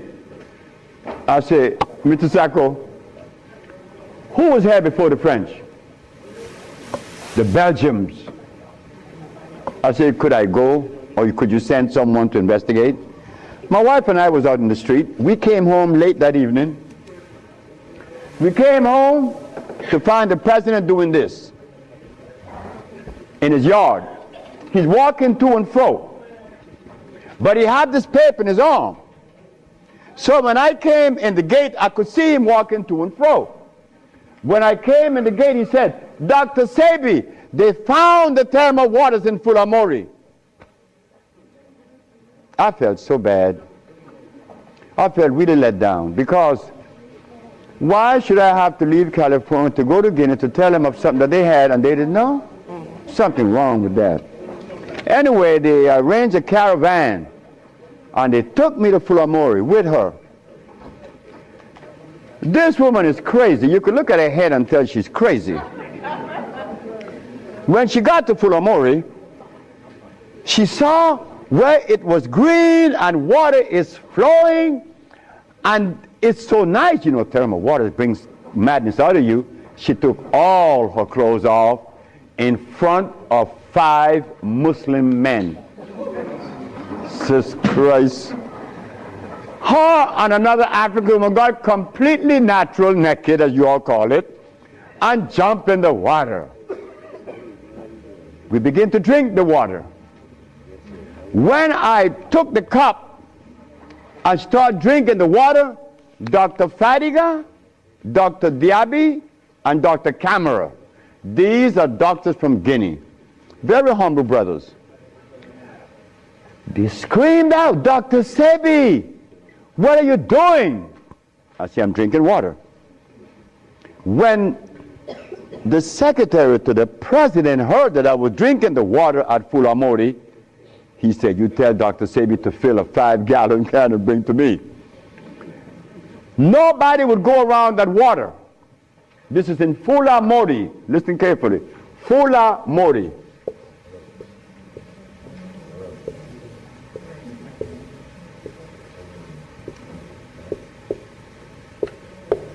This is in Guinea. When I got there, the guide asked me, how do you know these waters was here? I say, rocks at the airport. Rocks talk? I say, yes, they have tongue. If you know how to interpret their language. He said, well, yes, the water's here. We just surprised that you know. I said, I saw these rocks. You see, I didn't go to school. I read nature. I don't read books. So when we came back from the waters, you know, we drank the water, we bathed in it, we ate the plant that was growing in it, which is the blue vervain was growing in it, and also other plants that we recognize. Did you know that in the reports that the Belgian people had made on these waters at Fulamori, they stated that the waters in Fulamori had these very strange mineral that was unrecorded. This is why the people in Guinea, when they go around Fulamori, by where the thermal water is at, the water would give off these fires, flame at night. Well, sure, they're loaded with electricity. When I start drinking it, then everybody want to drink. But prior to that, nobody went there, not even close, because there is nobody in the world that is as spooky as an African. An African believes in ghosts. He believes in voodoo. He believes in witchcraft. He believes in all the nonsense that doesn't help. But they eat cassava. They call it gari in Nigeria. So, an old man came to Matun and said, Matun, my grandfather told me that one day a man would come to Guinea and teach them the use of these waters. And your husband, Dr. Sebi, we suspect is that person. So you will be back. Listen carefully. In Fulamori, they have to dig down in a well to get water, but well water is dangerous because it has too much calcium in it. It would clog your kidneys. Your kidneys become a filter instead of the soil. You have to drink water on top of the soil. Nature has filtered it, now you drink it. But if you go down, it's dangerous.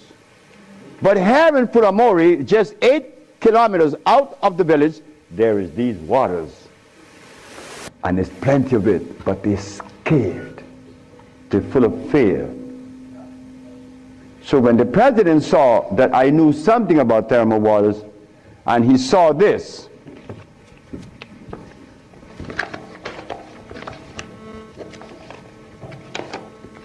this is very important. He saw this and he asked me, could you come and build one? This is the village that you heard of in Honduras. This village was built by a man that has never been to school, doesn't know how to read nor write today. His name is Chilo. He still works with me.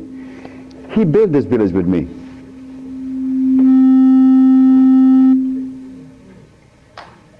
When the president saw this, he said, could you build a healing village like this in Guinea? I said, yes. He said, well, you have all the land and you have all the thermal waters. But I haven't been able to go back because I had to repair this. This was damaged. I had to change the roof and the ceilings, new bathrooms. I had to sidewalks because you American brothers and sisters, you all are used to a certain level of convenience. And I didn't want to take you into the jungle where there's scorpions and, you know, all that kind of stuff. So I provided you with an environment that would be, you know, pleasing. So yes, waters are important. Africa has a lot of thermal waters, but they don't drink it because they're scared. But water has to be natural. It has to be consumed the way nature afforded to you. Distilled water has the intervention of a man, you know, like a church. You can't go to heaven unless you go through a preacher. And you have to give him some money because God needs money. You see, God is not satisfied unless you give up some coins. Next question. Next question. Yes, good day, Mr. and Mrs. Zorbi. Zabi. My question is, I know a young gentleman, he's 21 years of age. He was stricken at the first of the year with GBS, Guillain-Barré syndrome. It's a peripheral nervous disorder. Would you elaborate on that for me, please? And let me know what herbal remedies that I can suggest to give him. It's a compound. It's a therapy. Everything I have needs a therapy to address it properly. You said it's a central nerve condition. Again, but the central nerve system doesn't go out by itself. Okay. There is something wrong in his intestines. Because when I was growing with this herbal journey, Yes. I thought that making a substance for the central nerve system was all I needed to do. But then one night, the wife asked me, well, hey, like, if the nerves are bad, we have to think about what caused the nerve to go bad.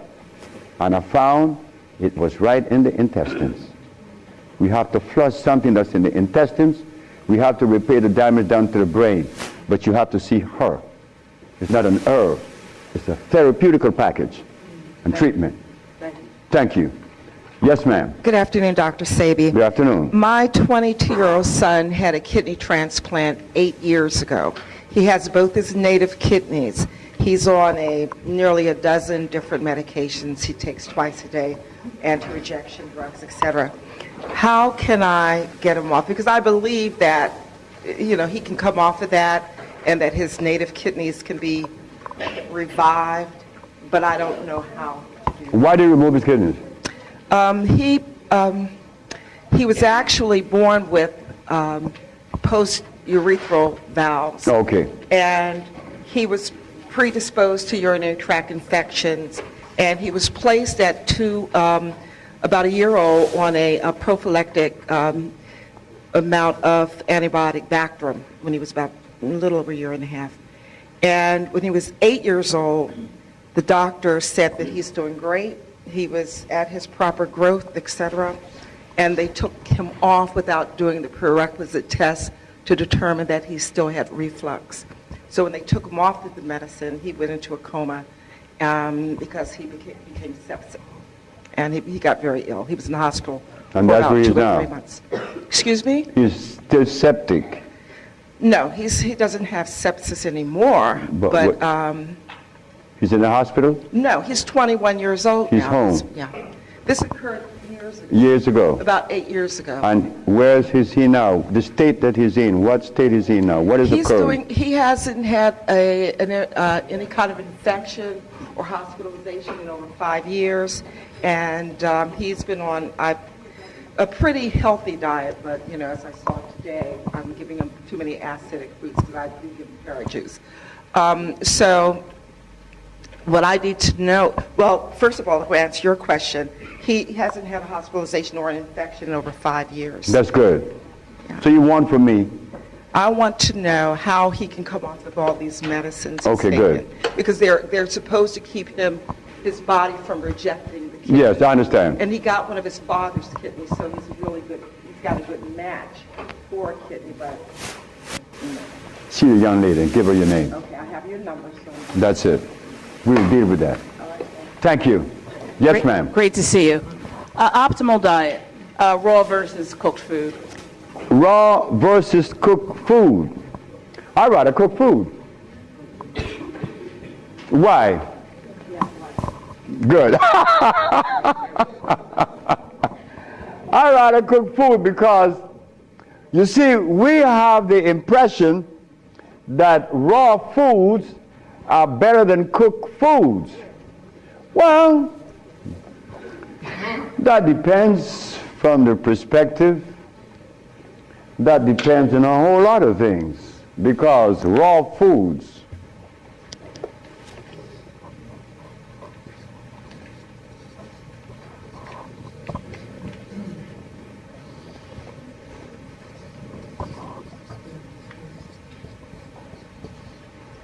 anything that Mother Nature makes are alkali, right? Alkali means it is electrical, meaning it never dies. Anything that Mother Nature makes changes form, but it never dies, because it has to go back into recycling into Mother Nature, and Mother Nature doesn't receive anything if it's dead. Mother Nature made live products go back in. So, if you cook something that is natural, would it lose its value? No. You could burn it to an ash. It still remain electrical because it is alkali. You cannot kill alkalinity. But in acidity, you could eat it raw.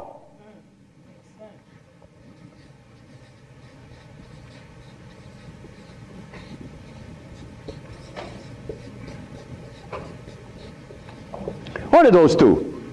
We start right there. This is a vegetable.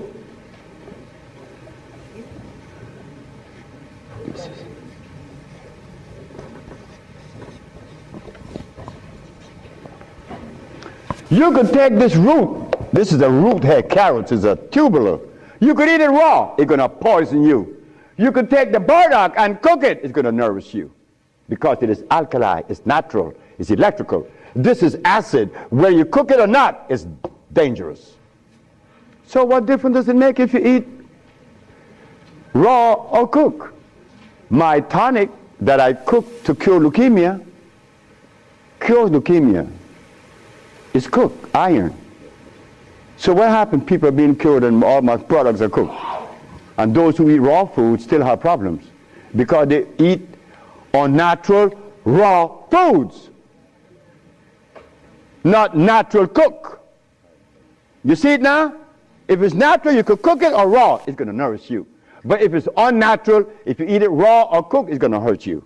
So it doesn't matter. Providing what you eat natural. Providing what you eat if it is natural.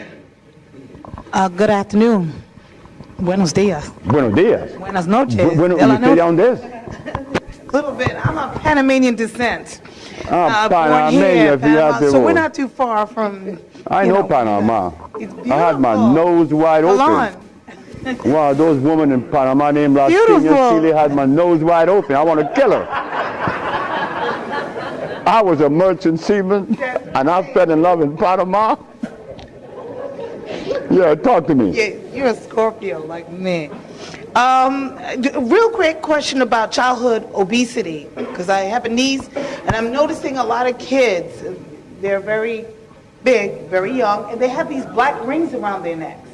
So I just wanted to know, is there any kind of concoction you have with the herbs that we can utilize to help our kids in need? Because they're getting big, they're getting bigger, And bigger and and they're bigger. getting breasts, and it's disgusting. So I would like a little advice. Well, I have 18 children, and about 12 of them had their mother's breast, and I'm one. I had my mother's breast until I was 4. But my daughter with Matun, she sucked her mother's breast till she was 7. She's a grown woman now. She's running the business in LA. She never had any problem with obesity or anything, neither is her cousin, but she doesn't eat the things that are afforded to other children. In fact, my daughter had never been to school. And the first day she went to school, it was a disaster because the teacher made a big mistake. The teacher gave her an exam, a little test. Zave had never been to school. She was 16 when she went to school. The son is in the audience. He went to school for the first time at 16 also. I didn't like my children to go to school because I didn't go. Why should they go? So Zave went, and the teacher gave her this test where it says protein, deficit, or equity. My sister put deficit. No, my daughter put deficit. The teacher says, Zave, you never make mistakes. How come you make this one?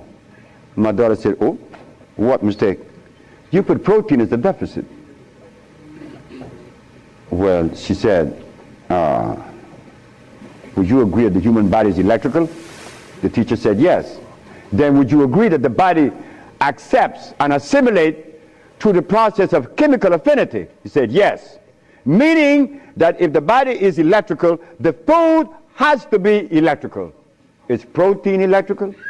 The teacher said, I don't know. My child didn't go back to school. No more. Because she knew then that the teacher needed help. So obesity is from the food that we eat. And we have, this is why there are people in Florida, and I am part of it, and in California, we bought a piece of land in Honduras, 100 acres with artesian springs and a river running through it, pristine. You could drink the water from the river. We intend to build a community of people like yourselves who realizes that the community at large doesn't help our children, because our child Zave and Sisa, well, they never had meat, since I never ate meat nor eggs nor anything that is bad, not as I've eaten on the others, but I had to step in and put down some very strict rules. But sometime, once they got to me, one of my most precious daughter,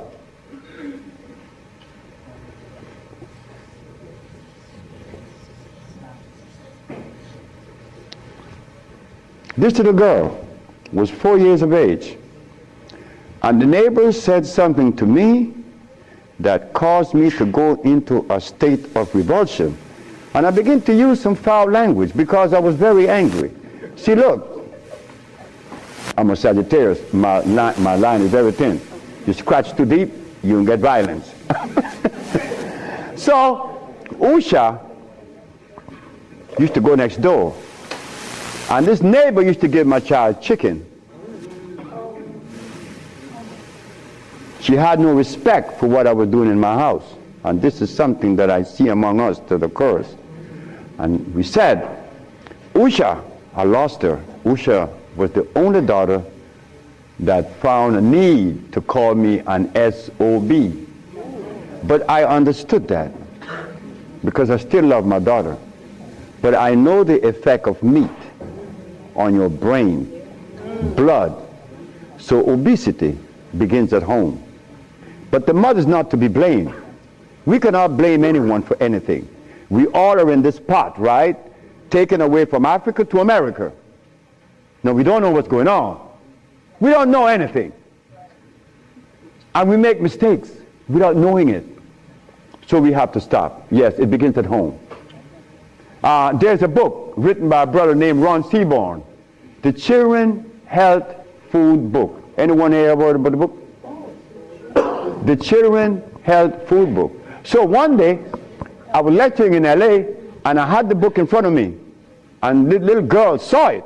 And they said, Dr. Sebi, could you give us this book? I asked the parents, could you want me to give the book to you? Yes, here's the book. They took it home. They read the book. The book made so much sense that when the daddy came home and the mother from work that Monday, the refrigerator was clean. Those 3 little girls took everything out the freezer because it shows in progression what occurs around 60. You know, when you eat the stuff and wait. Oh yeah, talk to me now. You have to have a machine on their eyes. So the little girl saw that. The result of the blood and the starch, when you get to 50 and 60 and 70, oh my God, at 73, you're in trouble. So they took everything out of the refrigerator. The mother and the father called me and said, you see what you did? You caused my daughters to die. But 3 months later, they came back and thanked me. Sisters and brothers, we need help. Quick. Stop eating the garbage. Stop it. Anyone that offers you protein, carrots, tofu, you question their sanity. They're trying to poison you because they have been compromised, so they want to drag you down there with them. You tell them, you're crazy. Thank you. Good evening, Dr. Sebi. My question is... Ron Seaborn, right. Talk to me. My question is, your philosophy of cleansing and healing is based on the biochemistry of Africans. Is the philosophy universal, or does it need to be adjusted to work for other ethnic groups? I have no philosophy. I never attach myself to a philosophy. In fact, I don't even afford myself to go that way, because philosophy and reality could be 2 different things, right? So I have no philosophy. Like I have no religion. Like I have nothing. I only have me. Okay. In the me, I knew that at some point the Caucasian and the rest of the world wasn't eating what they're eating now. And I also know that the minerals in the soil address every race, not only black. But the blacks have something in common. No, the blacks have something that is unique, unlike any other race in the world. We have a high concentration of carbon. And because we have that high concentration of carbon, there is a mineral that's been lacking to support this high carbon level? Iron. So when I put the compounds together, I made sure that the black race would receive a high amount of concentrated iron. That's the only way I'm able to cure you. And in so doing, it is an African approach, because in reality, healing is African. Healing isn't Arab, no European. Because the great Hippocrates was the father of medicine, right? Who?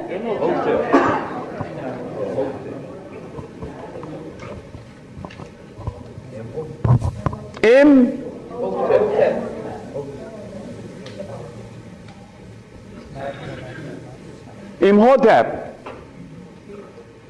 That was an African man? Yes. No, that was not an African man. Him nor Cleopatra. Him nor Queen Tai. Him nor any one of those Egyptian folk that you guys follow. Imhotep made the biggest mistake in his life. You go tell that to the Kemetic school that Dr. Sebi said that they misinformed. Why? Hippocrates the Greek went to Africa because he was a philosopher. But he noticed something, that the African people were never getting sick. He went to Africa and he learned what the African were doing. The African medicine is nutrition. He went back to Greece and thus established the school of medicine using herbs. Imhotep I didn't use herbs. This boy here, you know what he did? He opened the human body. If the human body needed to be open, it would have a zip on it. So Imhotep I, because he was a mixed breed, his molecular structure was incomplete because he was half Greek and Persian. The boy didn't think straight. He didn't come out the jungles of Africa. You see, we have to make that distinction. Cleopatra was never an African. She was an Egyptian, yeah, but she married a white boy, letting you know, I don't like niggas. She went all the way to Italy and found to Greece and married Mark Antony, right? Because she was half Greek. But here we go, Cleopatra was the queen of the Nile. Yeah, okay. Good day, Dr. Sebi. Just over a year ago, I began to have symptoms, hair loss, skin, dark marks on my skin, a lot of arthritic symptoms, and in September I was diagnosed with lupus. The doctor I was seeing just kept telling me, take Advil for the pain. So I changed doctors and I began to see a herbalist. He's treated me with Cortef. Oh gosh. Just stop. Are you cured of lupus? No, I'm not. Thank you very much. Just stop right there. You know something? The first time that lupus was cured in the family, my aunt did that. That's my wife. John Hopkins. The second time was Memphis, Tennessee. The third time, this is strange. There is a man that you guys know of that was treating this young lady for lupus for 9 years. His name is Deepak Chopra. The man that you guys admire. The man that knows nothing, absolutely nothing about the African genetical predisposition. Nothing whatsoever. Deepak Chopra, nor the other man known as Sanjay Gupta. They knows nothing about your gene. But when they make these recommendations, it is general. No. Gorillas don't eat polar bear food, nor use the same medicine. So lupus, the last one, was Mr. Michael Jackson. Michael Jackson's secretary named Grace Rwanda. She's in pain. Oh God, she's in pain for 9 years. Dr. Sebi, I have lupus. Don't worry about it.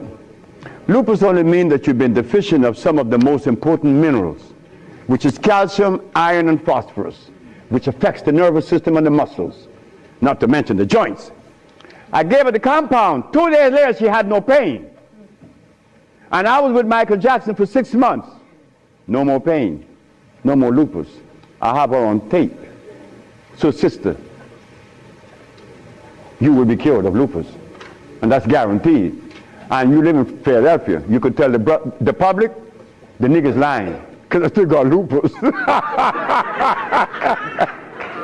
So you could tell them that, but yes, guaranteed. You want to see the sister? There she is.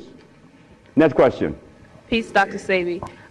What are the necessary herbs for correcting deteriorating vision? Deteriorating vision. My wife just killed a blind man that was blind for about 10 years.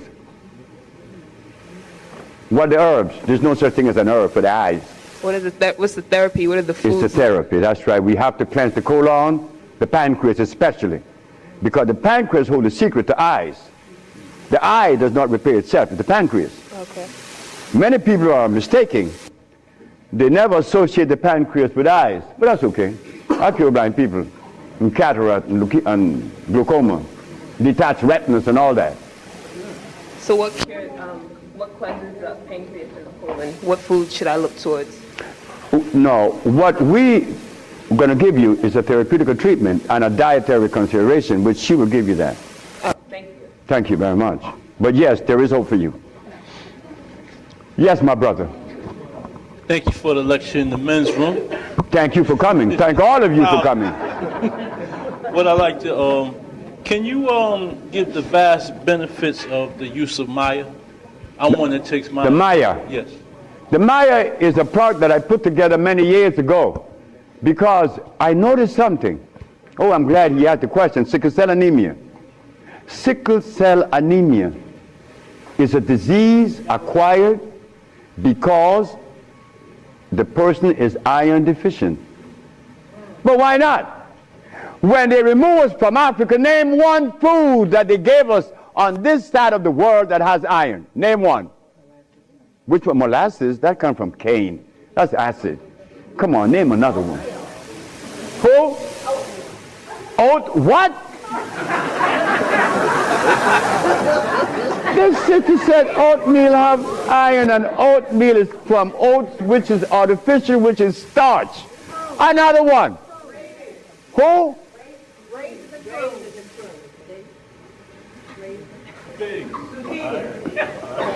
Wait. We're going to make it easy. Iron could only be derived from a substance that God made. And you haven't had those substances since we were removed. You see, we had a deficit. You see, remember. They tell me, Dr. Sebi, you look good for 73. I say, boy, shut up. Because you don't know what good looking is like. Because, you know, we drew Africa over here. Over here, we put Africa, right? But over here, our fathers in Africa, all they had was green stuff. They didn't have any starch, and they didn't have any blood. So the product of that sperm that made babies ensured that the babies would be healthy and strong without the pediatrician. But we brought over here, America, and now our fathers ate blood and starch. And one night, 73 years ago, my father told my mother he loved her, made love to her, and he eaten lobster, conchs, beef, pork, starch. So that makes up the sum total of his sperm, and there he shoots Sebi out. And I'm healthy. I'm healthy. I am the product of an adulterated sperm. So how healthy could I be? I got gray hair at 70. Oh, come on. We got to step it up. We got to recognize that we are operating at a deficit. So we have no room to criticize each other. All we have room for is to share understanding and love. Hey, we need it. Brother. Yes, my question is, what kind of help do you offer people who can't afford to go to Honduras and can't afford like expensive herbs? And another question is, There's no expensive herbs. We have herb all from $25 yes, sir. to $40 to $49, guaranteed to make you healthy overnight. If you can't go to Honduras, that's fine. We understand. Yes. My second question is, do you recommend a particular like diet and fasting regimen? Fasting is good. Very good. Fasting is good. How often? Well, me, I like to fast. Because when I fast, I'm better for her. Because I'm healthier. Like, my mother died the day I was coming here. I couldn't turn back because she wouldn't have liked that. So I said, I'm going to stop eating. But I ate last night with Linda. I'm not going to eat today. I'm not going to eat tomorrow. And when I get back, I told my wife, we're going to stop eating for about 2 months because it's good. 12 days is good. A good fast, stop eating for 12 days every year. And you drink plenty of water and juice. Water and juice and that green food plus. It's going to cost you $49.95, right? But you drink 3 in the morning. That's all you need. 3 capsules in the morning. And you go about your business. Because that's what I had today. And I have a lot of energy right now. Okay? You drink your water and your juice. And you drink your green food plus. What kind of water? Juice. Well, juice. I have tamarind juice in Honduras. But here you have to have apple juice. It's okay. It's not going to nourish you, but it's going to prevent you from going into some madness. So yes, Lisa Left Eye Lopez. Lisa Nicole Lopez. When I met Lisa, on her eyes, she blinking really fast. She said, I need help. I said, we all need help. Me too. 5 months later, Lisa was talking to me and her eye never blinked, and her Lisa was nice. Lisa realized. Lisa fasted for 42 days and 42 nights. Lisa came to my hut 2 o'clock in the morning. She came with these 2 mugs of sea moss. Oh, I'm glad I'm talking about sea moss. Sea moss, brothers and sisters, I drink sea moss every day. And Lisa started drinking sea moss. And she saw her body forming up and her nerve nice. And she said, I love you, Dr. Sebi. I said, I love you more. She said, thank you. But you know what happened, right? Well, that's the way it's supposed to happen. And that's the way it happened to me and all of us. But that's okay. Everything is in divine order. But brother, yes. Only fast for about 12 days a year. What else is your meal like a day? Like, what else do you eat a day? Like, in the morning when I wake up, she always have a mug of sea moss. And that's it. And my 3, I have an African formula. Yes. And also the green food plus. And I'm gone. Like right now, I'm gone. In the evening, a salad. A little salad. And I put my anise salad dressing on it, and I'm good to go. But I feel good because my stomach is empty. But if my stomach was big, my back would be strained, my eyes would be bad, and everything would go bad. See, we've been eating wrong, and I have to thank Messenger Elijah Muhammad. Messenger Elijah Muhammad is the only man that made the statement that they gave us the wrong food to eat. Listen carefully, Elijah Muhammad said that. I sat and ate with the messenger. 3837 South Woodlawn Avenue. At his table was John Ali, Raymond Sharif, myself, and Harry Nance. And the messenger is sitting at the opposite end of the table, and I'm sitting at the other end. And the messenger is cutting this meatloaf, and he's looking at us. And he said, I want you all to know that the last thing need to go in your mouth is this. And I hope that all of you will leave it soon one day. But when I go to Chicago, or when I go to Detroit, they got all this stuff.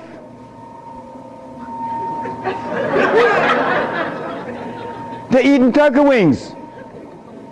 They're eating stewed chicken. They're eating beef. And the brothers brother asked me, are you all right? This is Jack Boyd. Jack Boyd wearing glasses, and he's 5 years younger than me, but he's eating that stuff. We can't do it. The messenger was right. I listen to everybody. Next question. Dr. Sebi, we only have 5 minutes left. 5 minutes, just hurry up. So, Good afternoon, Dr. Sebi. Good afternoon, sir. I just visited the doctor a week or two ago, and they seen some spots on my lung about a month ago. And what they wanted to do, schedule me for an operation to go through my throat, extract, I guess, a biopsy from the spots, and see if it was cancer. Malignant. Yes, sir. And if it was, then they want me to come back in 2 weeks, collapse one of my lungs, and take a biopsy from the lung.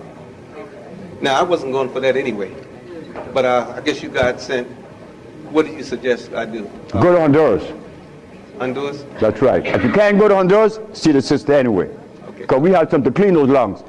Lungs, this Argentine man had lung cancer. And Professor George Simmons from New York had lung cancer. And he was cured. And the Argentine man too, and so would you. The reason why I said Honduras, because there's a thermal sauna. When you go in there, you're going to inhale. But what you will be inhaling is the vapor from volcanic activity. That vapor has what? Sulfur. And why sulfur is so important? Sulfur are the cells that the lungs are made of. Replenishing it. Yes, sir. Next question. I have no question to say to you, but I just want to thank you for coming to America. Thank you for coming this way. My name is Brother Raheem. I have been dealing with you for a few years now. The package that I receive from you every month works very well for me. I just want to thank you very much. Thank you, brother. Thank you. Thank you so very much. You see, it's good to be useful to a brother. That is all we have to do, be useful to each other. Yes. Yeah, I want to say thank you too. I have a friend who's in the hospital now. She's been in there 2 weeks. I'm going to try to talk fast. For the last 2 months, she hasn't been able to eat. She had been constantly feeling nauseous and throwing up. She has an umbilical hernia and an abdominal hernia. And she's suffering, she's starting to like lose her memory and not remember things. Her eyes are looking like she has vertigo because they're moving to the side. Yeah, like and that. drowsy. And then her legs have become weakened, and she's not able to really walk. They drew fluids off of her spine to see what's going on. Is there anything that I can take her? She's in the hospital. Is there any? Can you give me anything that I can take her? Go there, and I know you could buy the Green Food Plus. Okay. And she will see relief within an hour. Okay. That's guaranteed. Because my wife gave away a package at a meeting like this. She wrapped it off, and a woman won the Green Food Plus. It brought her pressure down, her sugar, her energy went up. Her husband came the Monday or the Tuesday. He said, I came to buy the treatment. And my wife said, okay. So my wife started putting all the bottles on the table. She said, no, I want the treatment. That's the treatment over there. He pointed the bottle in the showcase. He said, that's the bottle. So you think that'll help her nausea and correct? Take it to her and you see. Okay. And what would be the bad thing about smoking marijuana? The bad thing? Yeah. God didn't hear you say that. Are you saying the smoke is good for the lungs? Well, I'm a poor candidate to address that because I began to smoke marijuana at age 14. I'm 74 now, 73. So I've been smoking for 59 years. My brother didn't smoke. He died 20 years ago, and he died at 50. Thank you. Thank you. This girl is mischievous. Yes. Hi, Dr. Sebi. Could you give me a recommendation for chest pains that I have and osteosporosis? I already have 5 stents in my coronary arteries for the chest pain, and I still have the chest pain. My wife just cured someone of congestive heart failure, obstructed arteries, ventricles, aorta. Please see her. Please see her. Thank you. That's important. A little girl, her daughter, I didn't know the woman because they're doing the healing, not me. This little girl started pulling me. And I looked down, I said, hi, little girl. She said, here. And she gave me a rock, a green rock. On it, it read, may God always bless you. I said, why you give me this rock? She said, because my mother no longer have congestive heart failure. I said, where's your mama? She's behind you. And I look around. I said, ma'am, I don't know you. She said, yeah, but your wife killed me. Thank you. Thank you very much. Thank you so much. Yes, brother. Hi, Dr. Sebi. I have a son who plays college football, and if he were to stop eating protein, there's that chance that he might lose weight. So what's your recommendation for athletes to perform better and to also maintain strength and size? My friend Mostel in Honduras used to be an athlete. I couldn't be an athlete because I had asthma. I never played sports. He did. And now he walked like this.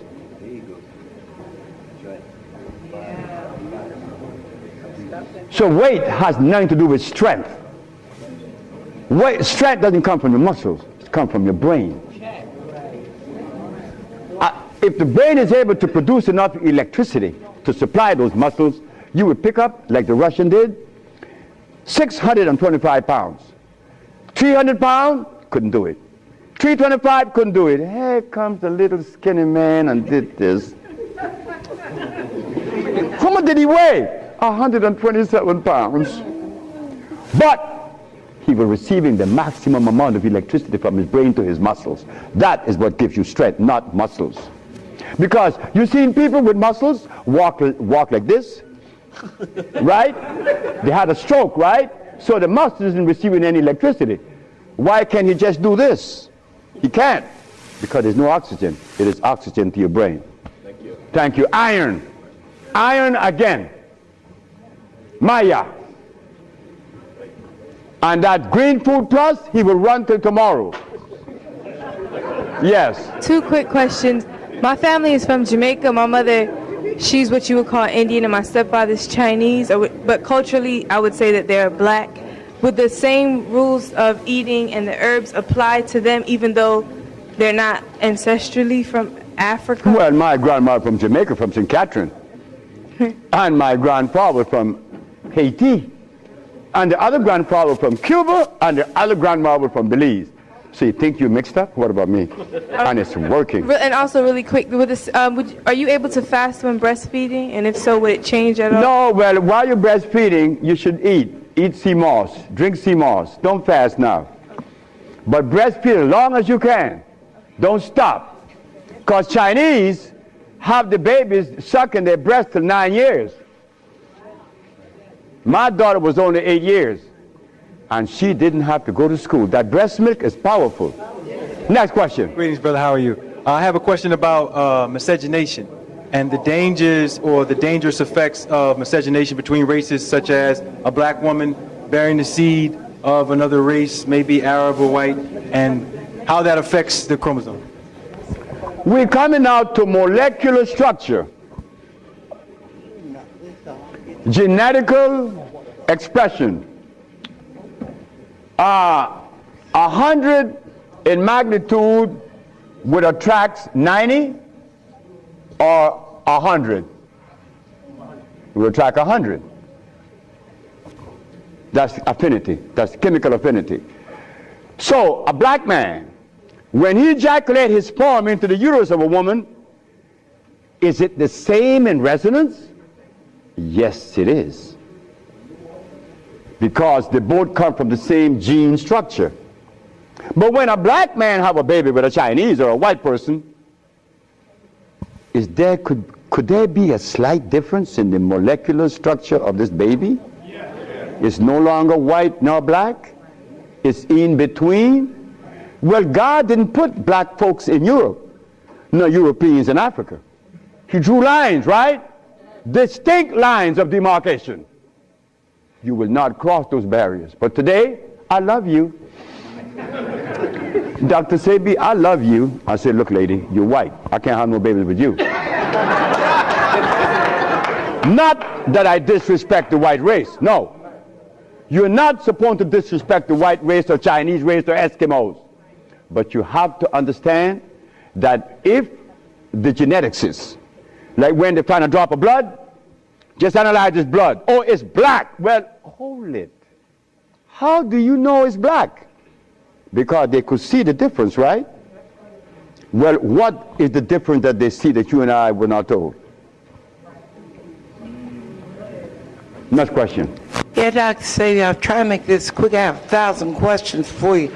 I don't know which one to ask first, but since most of us know that black is the genesis of all humanity before and after the flood, since Noah sired, Shem, Ham, and Japheth, his father, white man, we came from the leprosy of a black man. Baby, so, I don't know anything of that. Those things. Okay, well, you say, wait a minute now, you talk against academic. I collected degrees, but I got my basic learning outside of those institutions, the real learning.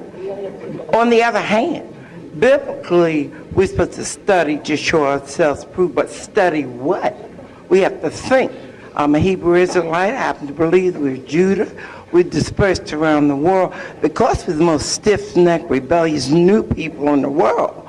We were given guidelines, and we were given a diet in Leviticus, and it includes chewing the cud and splitting the hoof. So a little meat ain't gonna kill you, or the Creator's wrong.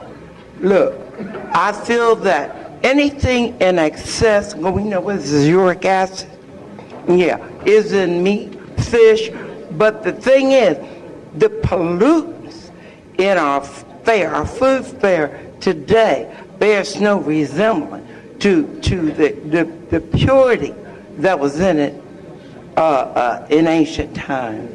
I had a lot of questions for you, but that's very good. That's a very good question. Now, as we left Africa, while we were home in Africa, would you say that all of the components that God wanted us to have was given to us in Africa? Yes. Well, when we were in Africa, were we Muslims?